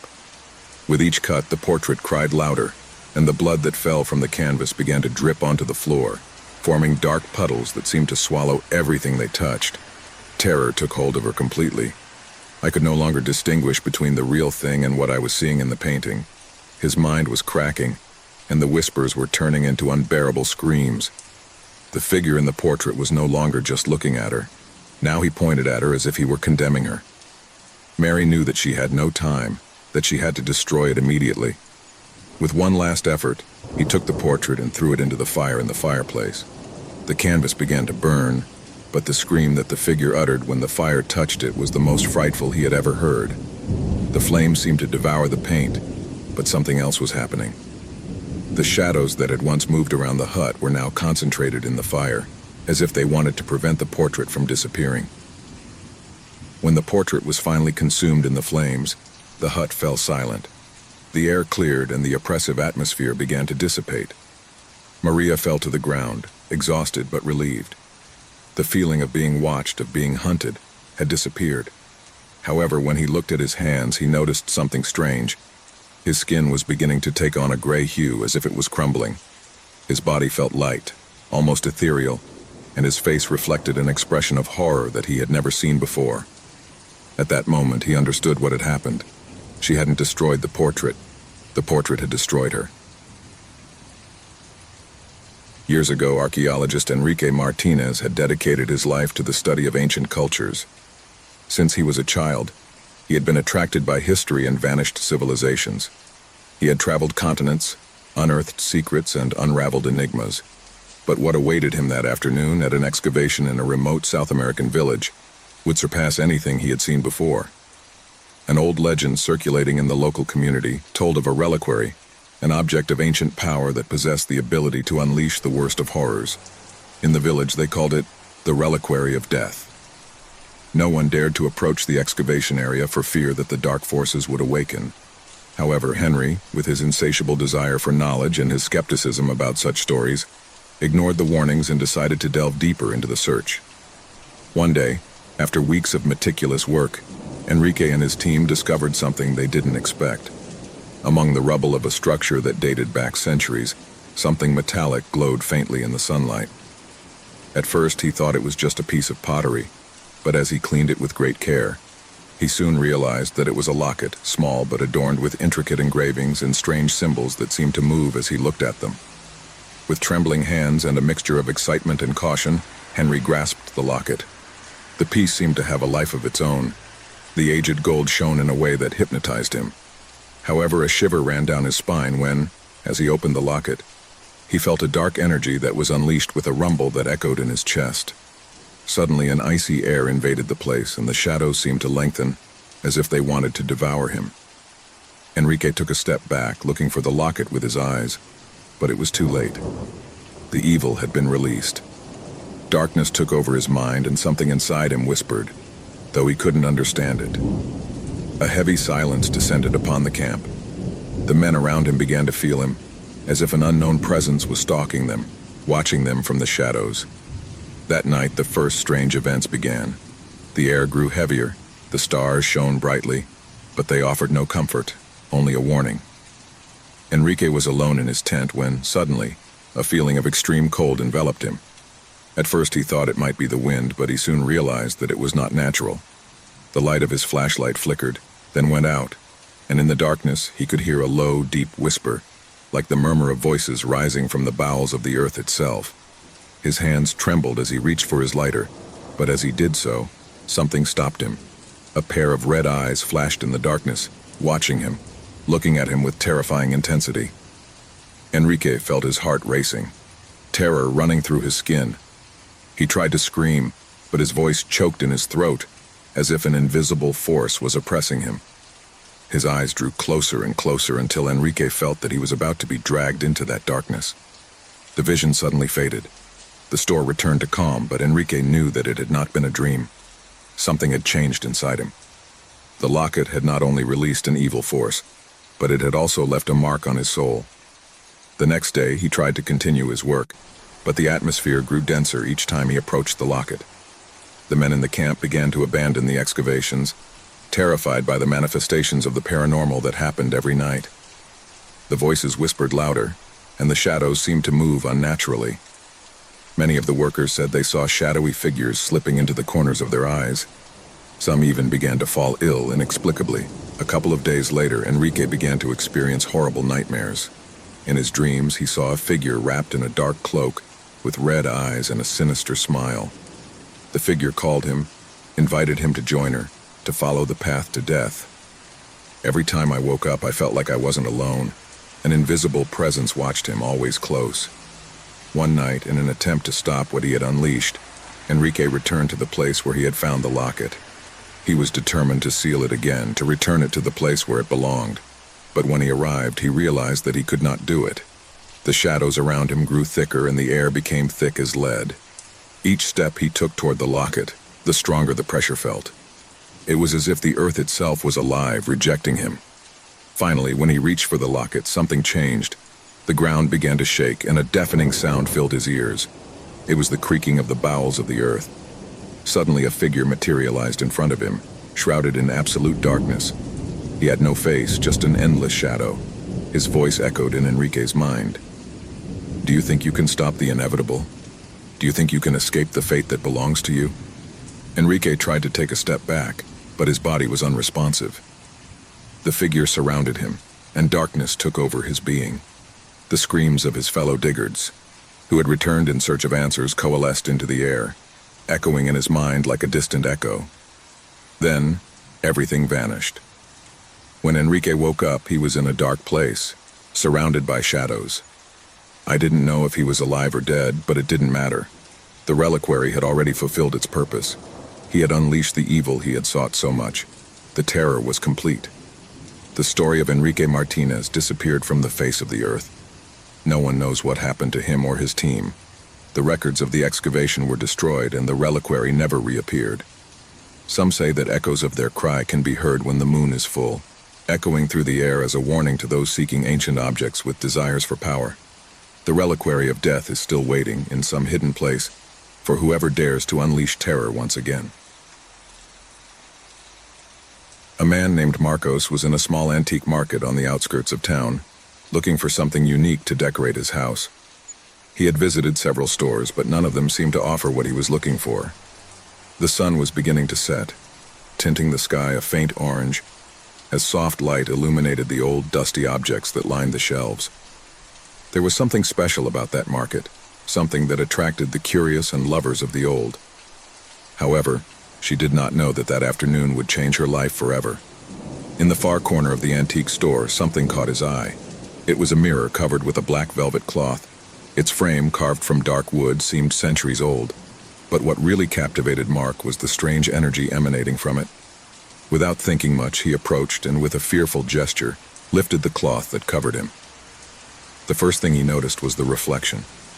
The mirror did not show the antique shop as one would expect. Instead, it reflected a dark corridor covered in shadows. It was as if, somehow, the mirror was a portal to another place, a place that had nothing to do with the reality I knew. The salesman, a strange-looking and aged man, observed Marcos's reaction.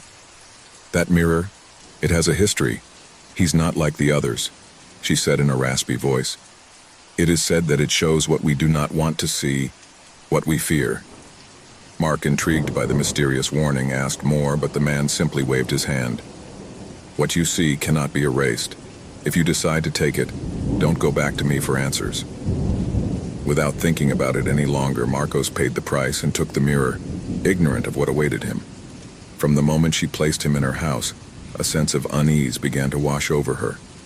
It was as if something was constantly watching him. I couldn't stop looking at the mirror, but as I did, I began to feel a presence. At first, it was just a whisper in his mind, a passing sensation that he quickly dismissed as suggested by the salesman's story. But as night fell, things began to change. As the daylight faded and darkness invaded his home, he began to notice something strange in the reflection of the mirror. A movement, something that slipped through the shadows of that corridor that appeared in the glass. It wasn't something clear or defined, but something was definitely moving, something that shouldn't be there. Mark, with a mixture of curiosity and terror, approached the mirror, observing more closely. It was then that he saw her for the first time. A female figure, her face obscured by long dark hair, appeared in the reflection. His body was on its back, but his movements were unsettling, as if he was slowly walking towards him, unhurriedly. Fear took hold of him, but the worst was yet to come. Each night, as I looked in the mirror, the figure began to get closer and closer, until the time came when I could clearly see his face. A pale face without eyes, with an empty expression, a macabre grimace that seemed to follow him, to observe him without rest. When Mark turned to look around his house, he found nothing out of the ordinary. But when she turned her gaze to the mirror, the woman was closer than she had ever imagined. As the days went by, the presence of the figure began to become more tangible, more oppressive. During the night hours, Marcos could not sleep. He always felt that something was watching him, something that was stalking him in the dark. In his house, a feeling of lingering cold began to spread to every corner. The air seemed to become dense, as if an invisible pressure enveloped him, making it difficult for him to breathe, as if each inhalation was a painful exertion. He tried to ignore the images he saw in the mirror, but he couldn't. He couldn't stop looking, as if an invisible force was forcing him to do so. Each time he looked away, the woman's figure seemed closer, more alive, more real. I felt her empty gaze fixed on him, feeling the weight of his presence in every corner of the room. The figure was not only watching him from the mirror, but began to manifest outside of it. Marcos saw strange shadows in the reflection, figures fading and appearing, as if the house itself were being invaded by that dark corridor. Sometimes I heard footsteps, faint whispers that could not be explained. His mind was filled with dark thoughts, as if something was inside him, controlling his thoughts and his body. One night, unable to bear it any longer, he tried to get rid of the mirror. He covered it with a blanket, kept it in the basement, but the woman's feeling never went away. In his dreams, she was chasing him, her empty eyes fixed on him, getting closer and closer until darkness enveloped him completely. I woke up in a cold sweat, feeling that something had changed. Something had crossed into the real world from the reflection. That's when the figure began to speak, a soft, almost whispering voice that didn't come from any physical place, but that he could hear clearly in his mind. I've been watching you, Marcos. I followed you from the moment you first looked at me. You're mine now, and you always will be. The words completely froze him. Each night the visits became more frequent, and the woman's presence began to take on a more solid shape. Terror consumed him, but there was no escape. In the mirrors of each room, the woman appeared, always closer, always more threatening. He began to lose track of time. He spent his nights staring at the reflection, caught by its empty gaze, as if something inside him was holding him captive.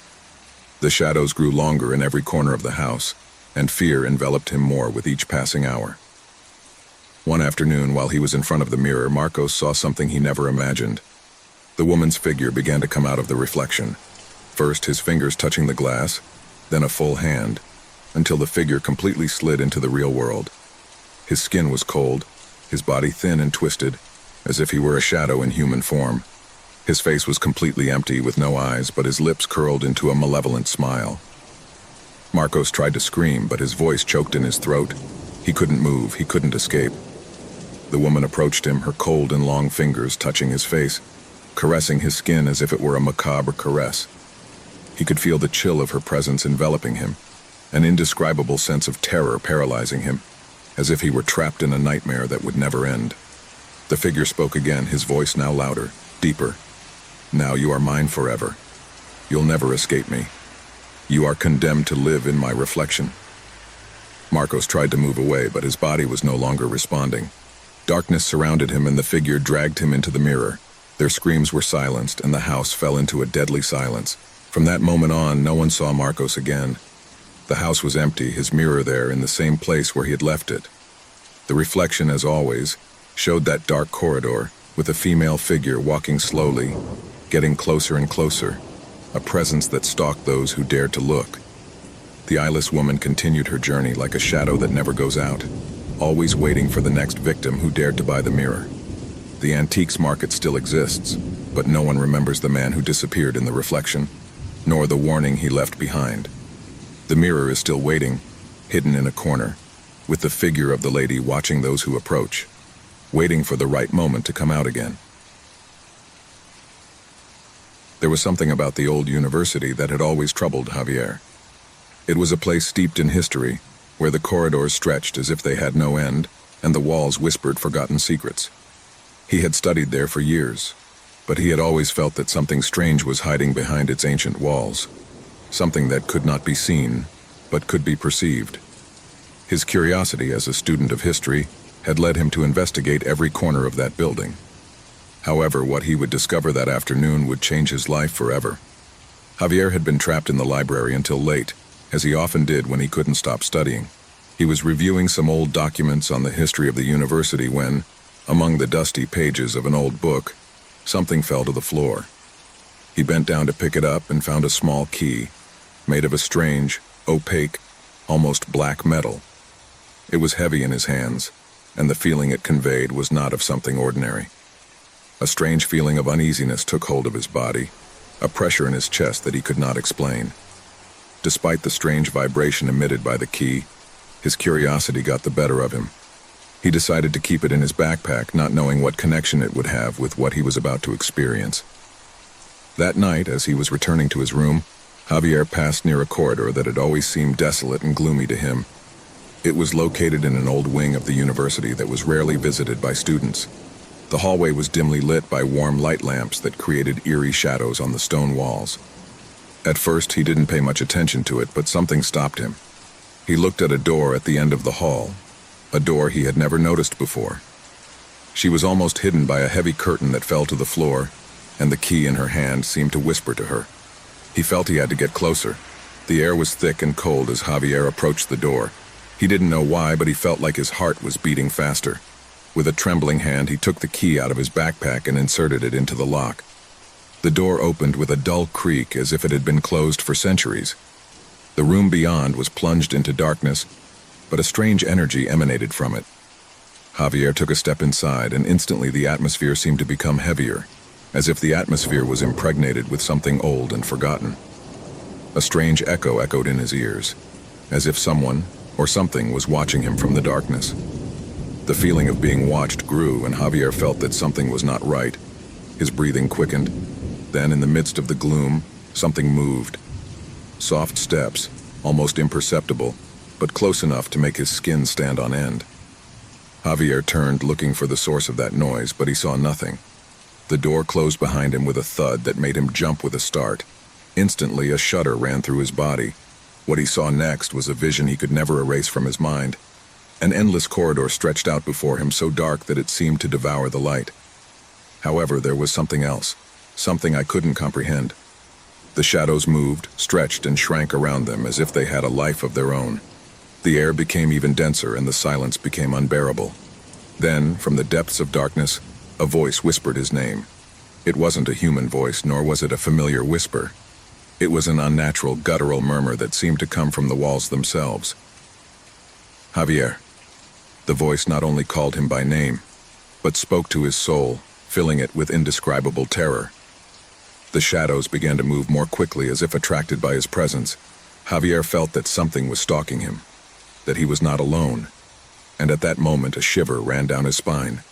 A sound, similar to a heavy sigh, slid through the walls, getting closer with every breath I took. At first, Javier thought it was his imagination, a simple illusion created by the darkness of the corridor. But then, a dark shadow, denser than the void itself, materialized before him. It was the form of a human being, but its eyes shone with an unearthly empty light, as if there was no life inside. The figure did not walk. It floated, gliding on the ground with a spectral grace. Javier tried to back away, but his feet seemed to be glued to the ground, as if the corridor itself was holding him back. The figure began to slowly approach, and Javier could hear the cracking of his own bones as he tried to move. The shadow stared at him, its empty eyes fixed on his. An icy cold enveloped his body, making him shiver violently. The figure whispered something that Javier could not understand, but the sensation it produced was clear. Death was stalking him. Desperate, Javier tried to run, but his legs did not respond. Shadows rose around him, enveloping him. A mocking, sinister, and resounding laugh filled the air, as if the very walls were laughing at their suffering. A dark, oppressive energy crushed him, pushed him forward into the unknown. There was no escape. The darkness devoured him. When he finally managed to take a step, the feeling of being watched grew even more. He realized that he was not alone in that hallway, that other presences surrounded him. Formless beings, wandering shadows that seemed to feed on his fear. He could feel their piercing gazes, as if their eyes were piercing him, and for a moment, Javier felt his very soul fade under the weight of those empty eyes. As he moved forward, the corridor seemed to get longer and longer. The murmurs of the shadows intensified, and a strange heat began to invade the atmosphere. But it was not the warmth of a friendly presence. It was the heat of something evil, as if hell itself was taking shape around him. A shiver ran down his spine when, in the darkness, he heard a clearer voice, this time human. A man's voice, raspy, broken by time. "Why have you come here?" Javier turned quickly, looking for the source of the voice, but there was nothing, just shadows, twisted and dark. The voice seemed to come from everywhere, echoing in his head. An unbearable weight accumulated in his chest. The pressure was getting more and more intense. The dark figure drew nearer and nearer, and the cold of death caressed his face. The voice resounded again. "This place is not for you. What you find here can never be undone." Javier wanted to scream, but his lips wouldn't move. He tried to turn back, but the corridor closed around him as if the darkness itself had caught him. Shadows began to advance towards him, taking shape, becoming human figures, their eyes empty and their mouths open in a grotesque grimace. "Run!" shouted an inner voice, but Javier could no longer move. The last shadow, the largest and darkest, slipped toward him and stretched out a spectral hand toward his face. The feeling of cold intensified, until all Javier could feel was nothingness. And then the corridor fell into absolute silence.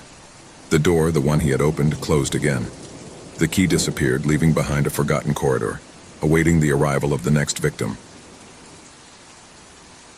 Each night, the city fell into a deep, dark silence, as if time itself stood still. The moonlight barely made it through the heavy clouds that crept across the sky.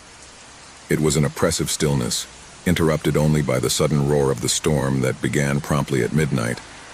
No one in the city knew where it came from, but everyone knew its destructive power. Every time he started, the city trembled as if it was under the control of a force beyond his comprehension. The storm brought with it not only the torrential rain and the fierce wind, but something much more terrifying. When thunder echoed in the sky, so did whispers. Whispers that seemed to come from the shadows, floating through the trees, sneaking through the windows, whispering things that only you knew. Secrets, fears, forgotten desires. Everything you had tried to hide over the years was revealed in those dark moments, as if the storm was drawn from your worst nightmares. The first to notice the storm were the most vulnerable, children. They woke up in the middle of the night, sweaty and scared, with the echo of strange voices floating in their heads. Many said that the storm spoke to them, that they saw dark figures moving through the rain. The shadows that emerged from the drops seemed more human than spectral. Some even swore that the figures stared at them from the other side of the windows, their eyes as empty as the abyss itself. As the storm raged, its effects spread beyond the minds of children. No one was safe. Adults were beginning to lose their sanity. The city, which once seemed to be at peace, was transformed into a place full of murmurs and disturbing whispers. The empty streets were not enough to avoid the feeling of being followed, of being observed.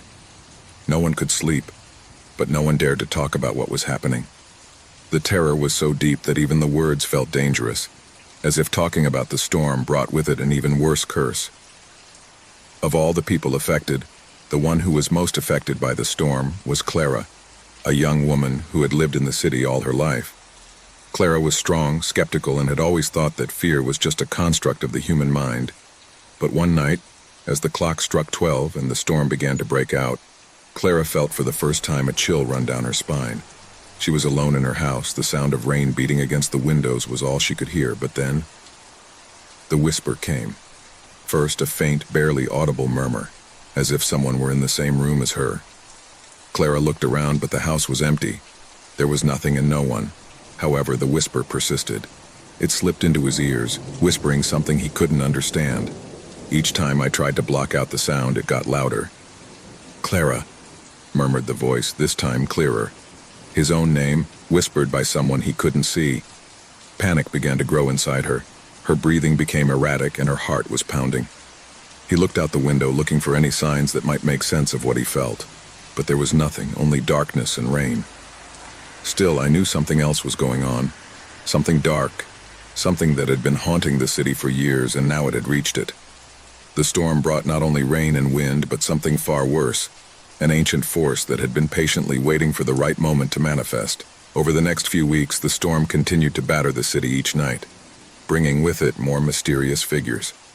Some of them seemed to be people Clara knew, but their behavior was strange and erratic. Sometimes the figures appeared in the streets, other times in her dreams, always empty-eyed and smiles twisted, staring at her, waiting for her to recognize them. The shadows lengthened and the voices multiplied. Clara no longer knew if she was awake or dreaming, if the storm was really there or if her mind was falling apart. Panic soon took over the city. People began fleeing their homes, seeking shelter in places far from the storm. But wherever they went, the storm followed them. No one was safe. The streets were filled with shadows, with figures that seemed to belong to another world. But the worst thing was that those figures were not strangers. The voices whispering in the darkness were of acquaintances, of loved ones, of those who had once stood by them and who were now nothing more than echoes of a past life. Desperation took hold of the city's inhabitants, but there was no escape. There was no end to the storm, and its effects were becoming more and more terrifying. Houses began to collapse, lights suddenly went out, and dark figures became more aggressive. Some tried to resist, clinging to the hope that it would all end at dawn. But that hope was quickly extinguished. Clara, now on the verge of madness, decided to face the storm once and for all. She knew that something in her was calling her, that the storm was not a simple weather manifestation. It was something much deeper, something that had been waiting for someone to confront it. The only way to end all that, Clara thought, was to face the darkness itself. So on a moonless night, he plucked up the courage and took to the streets of the city. The rain was pounding furiously and the wind seemed to rip everything in its path. But Clara did not hesitate. She advanced through the deserted streets, guided only by the echo of her own fear. That's when she saw it. In the center of the city, where the shadows seemed denser, a figure emerged from the darkness. A tall figure wrapped in a black cloak that floated around him as if the air itself feared him. Clara didn't know if she was seeing a person or an entity, but something inside her knew that figure was the key. The figure slowly approached, and as it did, the voices grew louder. "Clara, come," whispered the shadows, getting closer and closer. "Come and know your destiny." The figure stopped in front of Clara, and at that moment his face appeared. It wasn't human, but it wasn't something Clara could understand either. It was a face formed by darkness itself, a mask that was constantly changing, absorbing everything it touched. "We've been waiting for you," the figure said in a tone that echoed in his mind. "The storm is just the beginning. Your soul is scarred, Clara, and now, at last, you will be a part of this eternal place. Come to us." Clara, with terror taking over her body, took a step back. Shadows surrounded her, and mysterious figures began to emerge from all sides. Murmurs filled the air, and the figure in front of her stretched out a hand towards her. I knew I couldn't escape. Panic paralyzed her, and in that instant she realized that the storm was not a natural force, but something far more sinister. She had been summoned by something dark, and no matter how strong her will was, it was too late. The city, the storm, the shadows, all came together in one point, and Clara faded into the darkness, becoming one of the figures who roamed the streets every night, trapped in an eternal cycle of terror. The midnight storm never stopped. After years immersed in the emptiness of loneliness, a man finds himself trapped in a cycle of anguish and silence that seems eternal. The house, an old and gloomy building, has been his only refuge, but it soon becomes his worst prison. The walls that had given him shelter become a constant threat, full of murmurs and whispers that grow with each passing day. As the nights lengthen and darkness takes over every corner of the house, the feeling of being watched intensifies. What starts as simple noises from the old house, the creaking of the woods, the hum of the pipes, turns into something much more disturbing. Man, who has lived for years apart from the world, begins to hear a voice. It's low and whispering, almost inaudible, but enough to chill the blood of anyone in its place. At first, he convinces himself that he is imagining things. Loneliness is driving him crazy. After all, I've never experienced anything like it before, but the voice doesn't stop. It doesn't matter how hard you try to ignore it, how loud the music is, or how tight you keep the windows. The whispers come in clearer and clearer, until finally they are heard as if they were a palpable presence, nestled within the very walls of the house. Those whispers don't seem to have an end. They seem to come from the cracks, from the inside of the rotting wood, from the very earth on which the house was built. Every word she hears seems like a heavy burden settling on her mind, bringing with it painful memories she had buried years ago, memories she refuses to remember, but which the voice seems to uncover around her. As the days go by, the house becomes more claustrophobic. The walls, which once offered her a refuge, now feel like a trap. The voice, now clearer and full of despair, constantly stalks him. He speaks of dark secrets that he himself had forgotten, of events that he had deeply repressed. He remembers his mother's blank look when she left him at the door of his grandparents' house, the days they spent not knowing if he would ever see her again, the voices whispering about family betrayals and secrets that should never have come to light. The tension grows and the man begins to feel harassed not only by the voices, but also by the atmosphere that surrounds him. The shadows seem to move on their own and the lights in the house flicker for no apparent reason. The air becomes dense, as if the house itself were alive, breathing with it, waiting for something. The anxiety grows as the voices become clearer, more urgent, as if each word is a dagger piercing his soul. On one of the darkest nights, when the clock strikes the time when everything seems to be at its lowest, the voices finally reveal the source of their suffering. They are not simple echoes of the past. They are not simple forgotten memories. They are the voices of those he has wronged, people he has abandoned, betrayed, and left behind in his lonely life. They are the echoes of a conscience that does not let him rest, the whispers of a life that he himself destroyed without being aware of what he was doing. It is at that moment, when despair consumes him completely, that the walls begin to move. The first thing he notices is the deep, deafening creak, as if the very structure of the house is yielding under the weight of the secrets it holds. The walls, once solid and cold, are now deformed, as if the house is responding to the voices that filter through the cracks. The figure that materializes before him is blurred, incomplete, like a shadow that still struggles to take shape. But he is not a figure who inspires peace.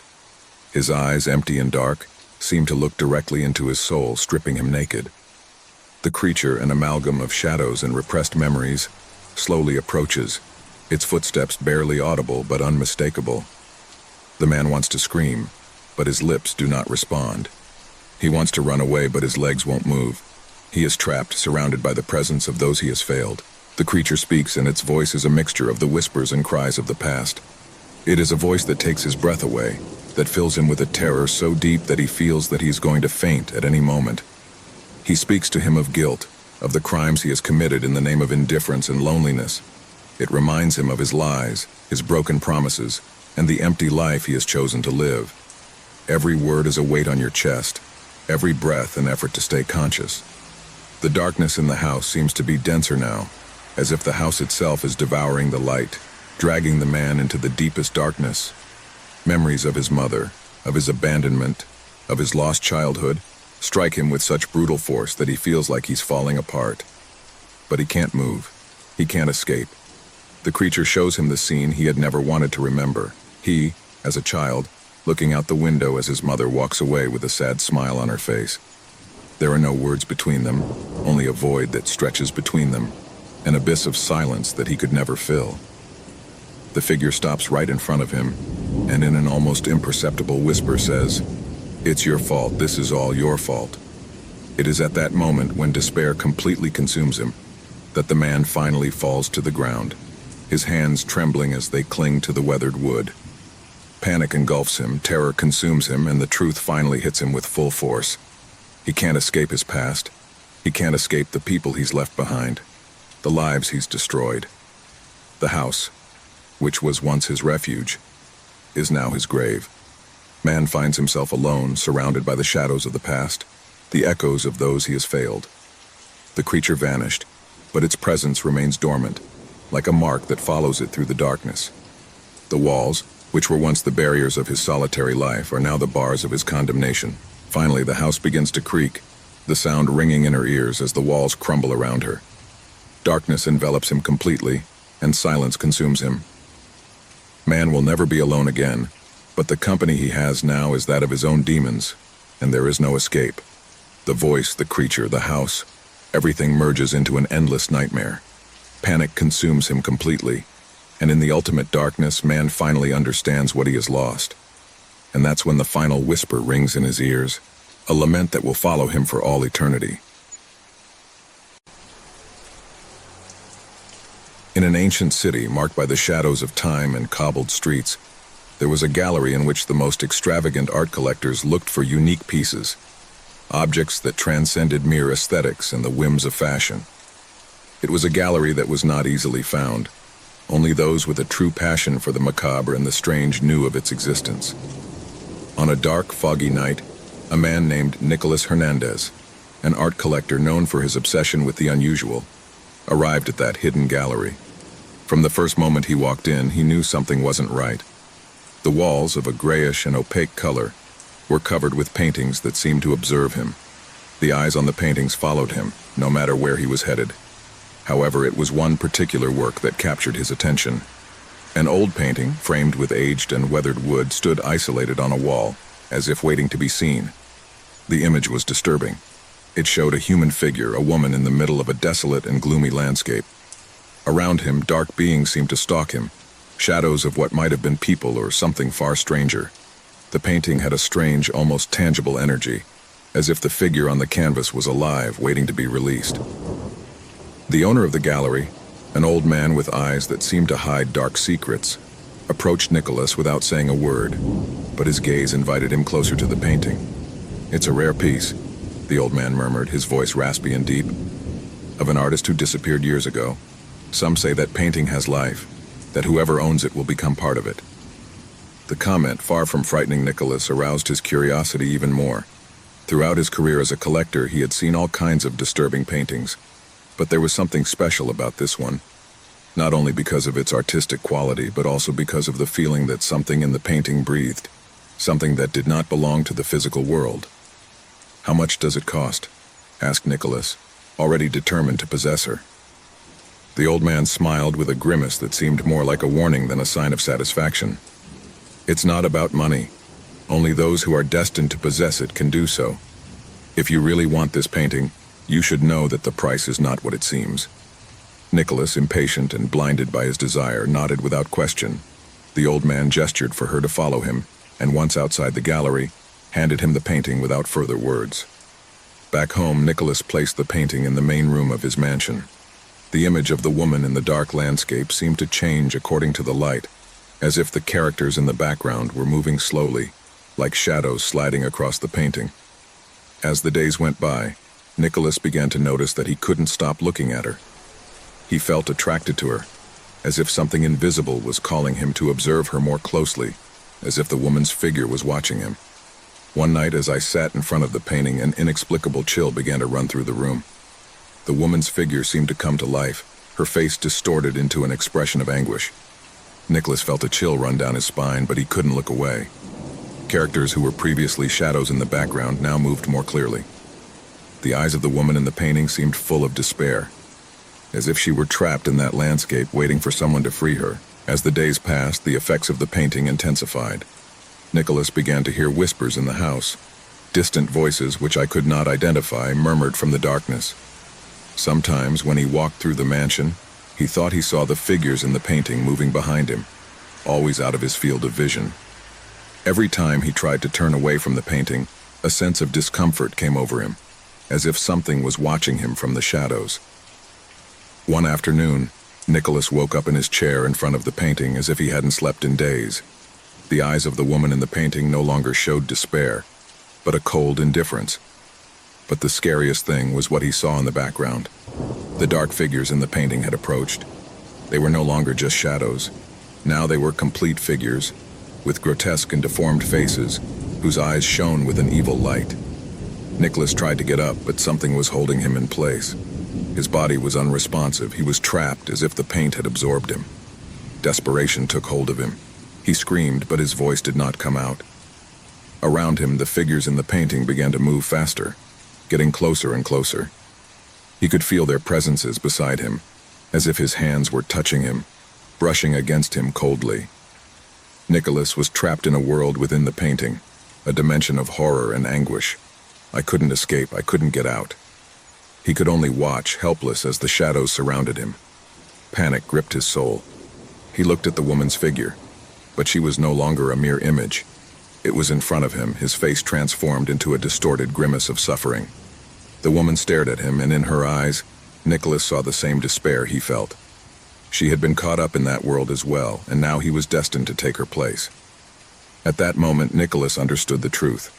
Not only did the painting come to life, it absorbed those who possessed it, trapping them in its dark and distorted realm. The figures in the background were now completely distorted shapes, with no clear faces, just bright eyes watching Nicholas as they dragged him into the darkness. He tried to scream, but he couldn't anymore. His body was disappearing, crumbling as if it were part of the painting.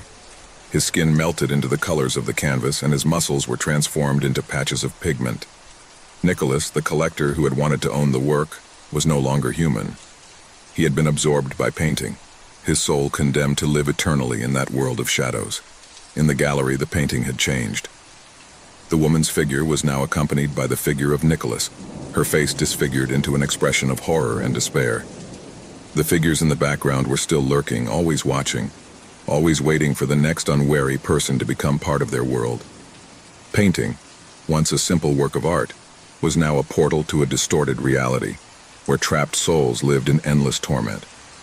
And so, the cursed painting kept waiting, waiting for the next collector, waiting for someone else to fall into its trap, to be consumed by the terror and obsession that emanated from its colors. No one would ever know the full story, only that those who stared too long at the painting, those who obsessed over it, ended up being swallowed by the darkness it contained. In that dark and gloomy corner of art, shadows were always waiting, and painting, always thirsting for souls, would never fail to attract the unwary who got too close. The scene in front of him crumbled into chaos. The earth began to tremble, and the air became dense, as if an invisible force imprisoned it. The figure in the clearing dissolved, and the shadows of the trees began to twist, growing towards him. The ground split, and what seemed like an unbreakable peace turned into a nightmare of horror and despair. Marcos tried to run, but each step he took plunged him deeper into darkness. The bloody footprint, like a threat from the unknown, haunted him. Every time he turned, he saw the distortions in the air, the symbols gliding over the ground. The trees seemed to move, as if they were part of a sentient entity, watching him, stalking. The horror reached its peak when it reached the edge of a precipice. The forest seemed to have engulfed him, and all that remained was emptiness. The bloody footprint was there, on the edge of the abyss, and Mark, now completely plunged into terror, saw a figure emerge from the shadows, his own reflection distorted, grotesque, standing in front of him. And then, as if all the accumulated terror had only one purpose, the footprint began to drag him away. A violent tug pushed him into the abyss, into the void, as the shadows devoured him completely.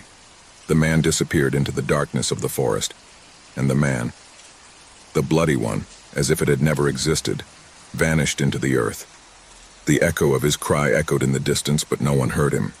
The forest, again in silence, kept the last vestige of its passage, until another visitor arrived, unwary to follow the trail of the bloody track.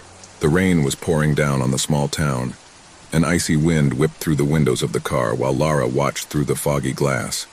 He had traveled hundreds of miles to get there, following the clues his mother had left him in an old letter.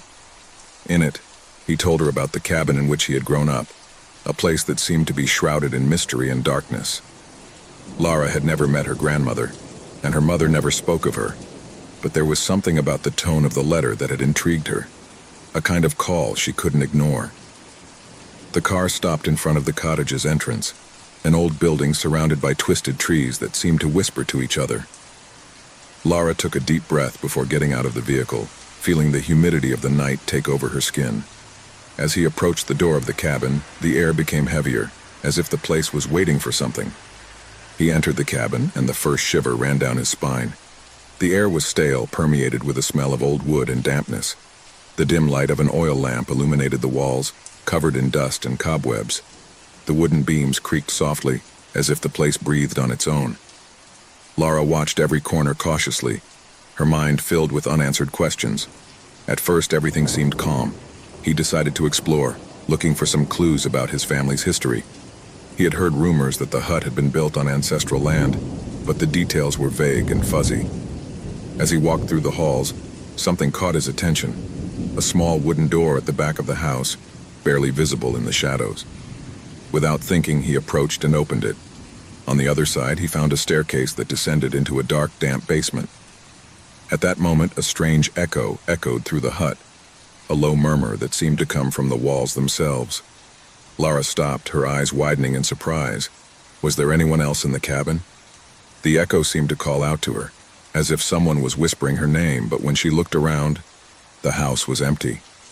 A shiver ran through her body, but she decided to go downstairs, driven by a curiosity she couldn't resist. The basement was dark and cold. The light from the lamp barely shone a few feet in front of her. Lara moved slowly, the echo of her own footsteps echoing in the empty space. In the background, something glowed faintly, something that appeared to be an old, dust-covered object. He approached cautiously, and when he picked it up, he found a wooden box, old and worn, with intricate engravings on its surface. Unable to help it, Lara opened the box, and inside she found letters, photographs, and other personal belongings. As he flipped through the papers, an icy wind suddenly picked up, extinguishing the oil lamp. Darkness enveloped everything, and Lara stood still, feeling an invisible pressure begin to envelop her. It was then that she heard the first whisper clearly. "Lara?" The voice was distant but terrifying, a low wail that seemed to come from the walls themselves, as if something was trying to communicate with her. Lara recoiled instinctively, tripping over an old chair that fell to the floor with a deafening noise. Instantly, the house seemed to come to life. The echoes multiplied, the voices intertwined, calling her, shouting her name. He covered his ears with his hands, but he couldn't block out the sound. Suddenly, the atmosphere changed. The air became thicker, denser, as if something was filling the space with a palpable presence. The murmur morphed into a deep, distorted voice that echoed in his ears. "Get out!" the voice commanded. But Lara couldn't move. I was paralyzed, trapped in the darkness of that basement, surrounded by echoes that never ended. At that moment, something moved in the corner of the room, a shadow that seemed to slip between the walls. Lara turned quickly, but there was nothing there. He couldn't explain it, but something told him that he shouldn't stay in that place.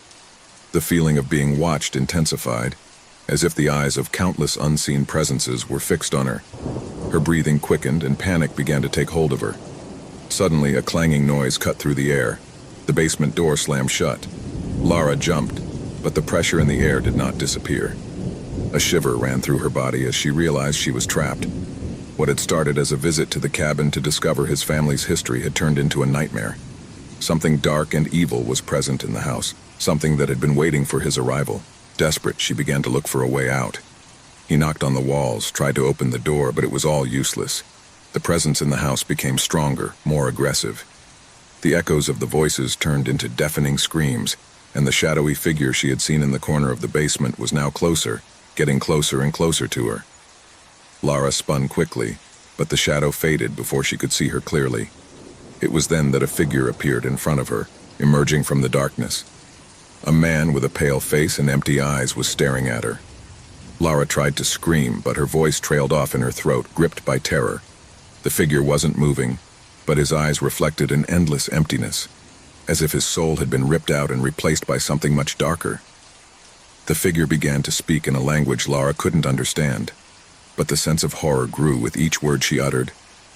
It was as if the figure was communicating with her through more than just words, as if it was touching her mind, penetrating her deepest thoughts. "Get out," the figure whispered, but Lara couldn't move a single muscle. The presence around her became denser, as if the hut itself were alive, breathing with her. Panic overflowed in her mind, but Lara couldn't do anything. The darkness seemed to swallow everything, and the echoes of the voices were intertwined with his own thoughts.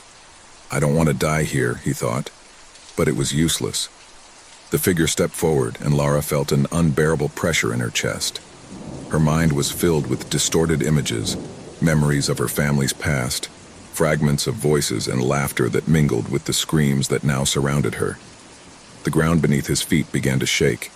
The echoes became louder, more aggressive, as if the house itself was reacting to their presence. Lara fought to free herself, but the voices pushed her into the abyss. A sinister laugh rang in her ear, and as she turned, she saw a gigantic shadow sliding towards her. At that moment, the house seemed to explode in a burst of terror. The walls creaked, the windows shattered, and the figure in front of her disappeared in a flash of darkness. Lara fell to the ground, exhausted, struggling to breathe. But something inside him knew that he had won. It had survived the echo of the past.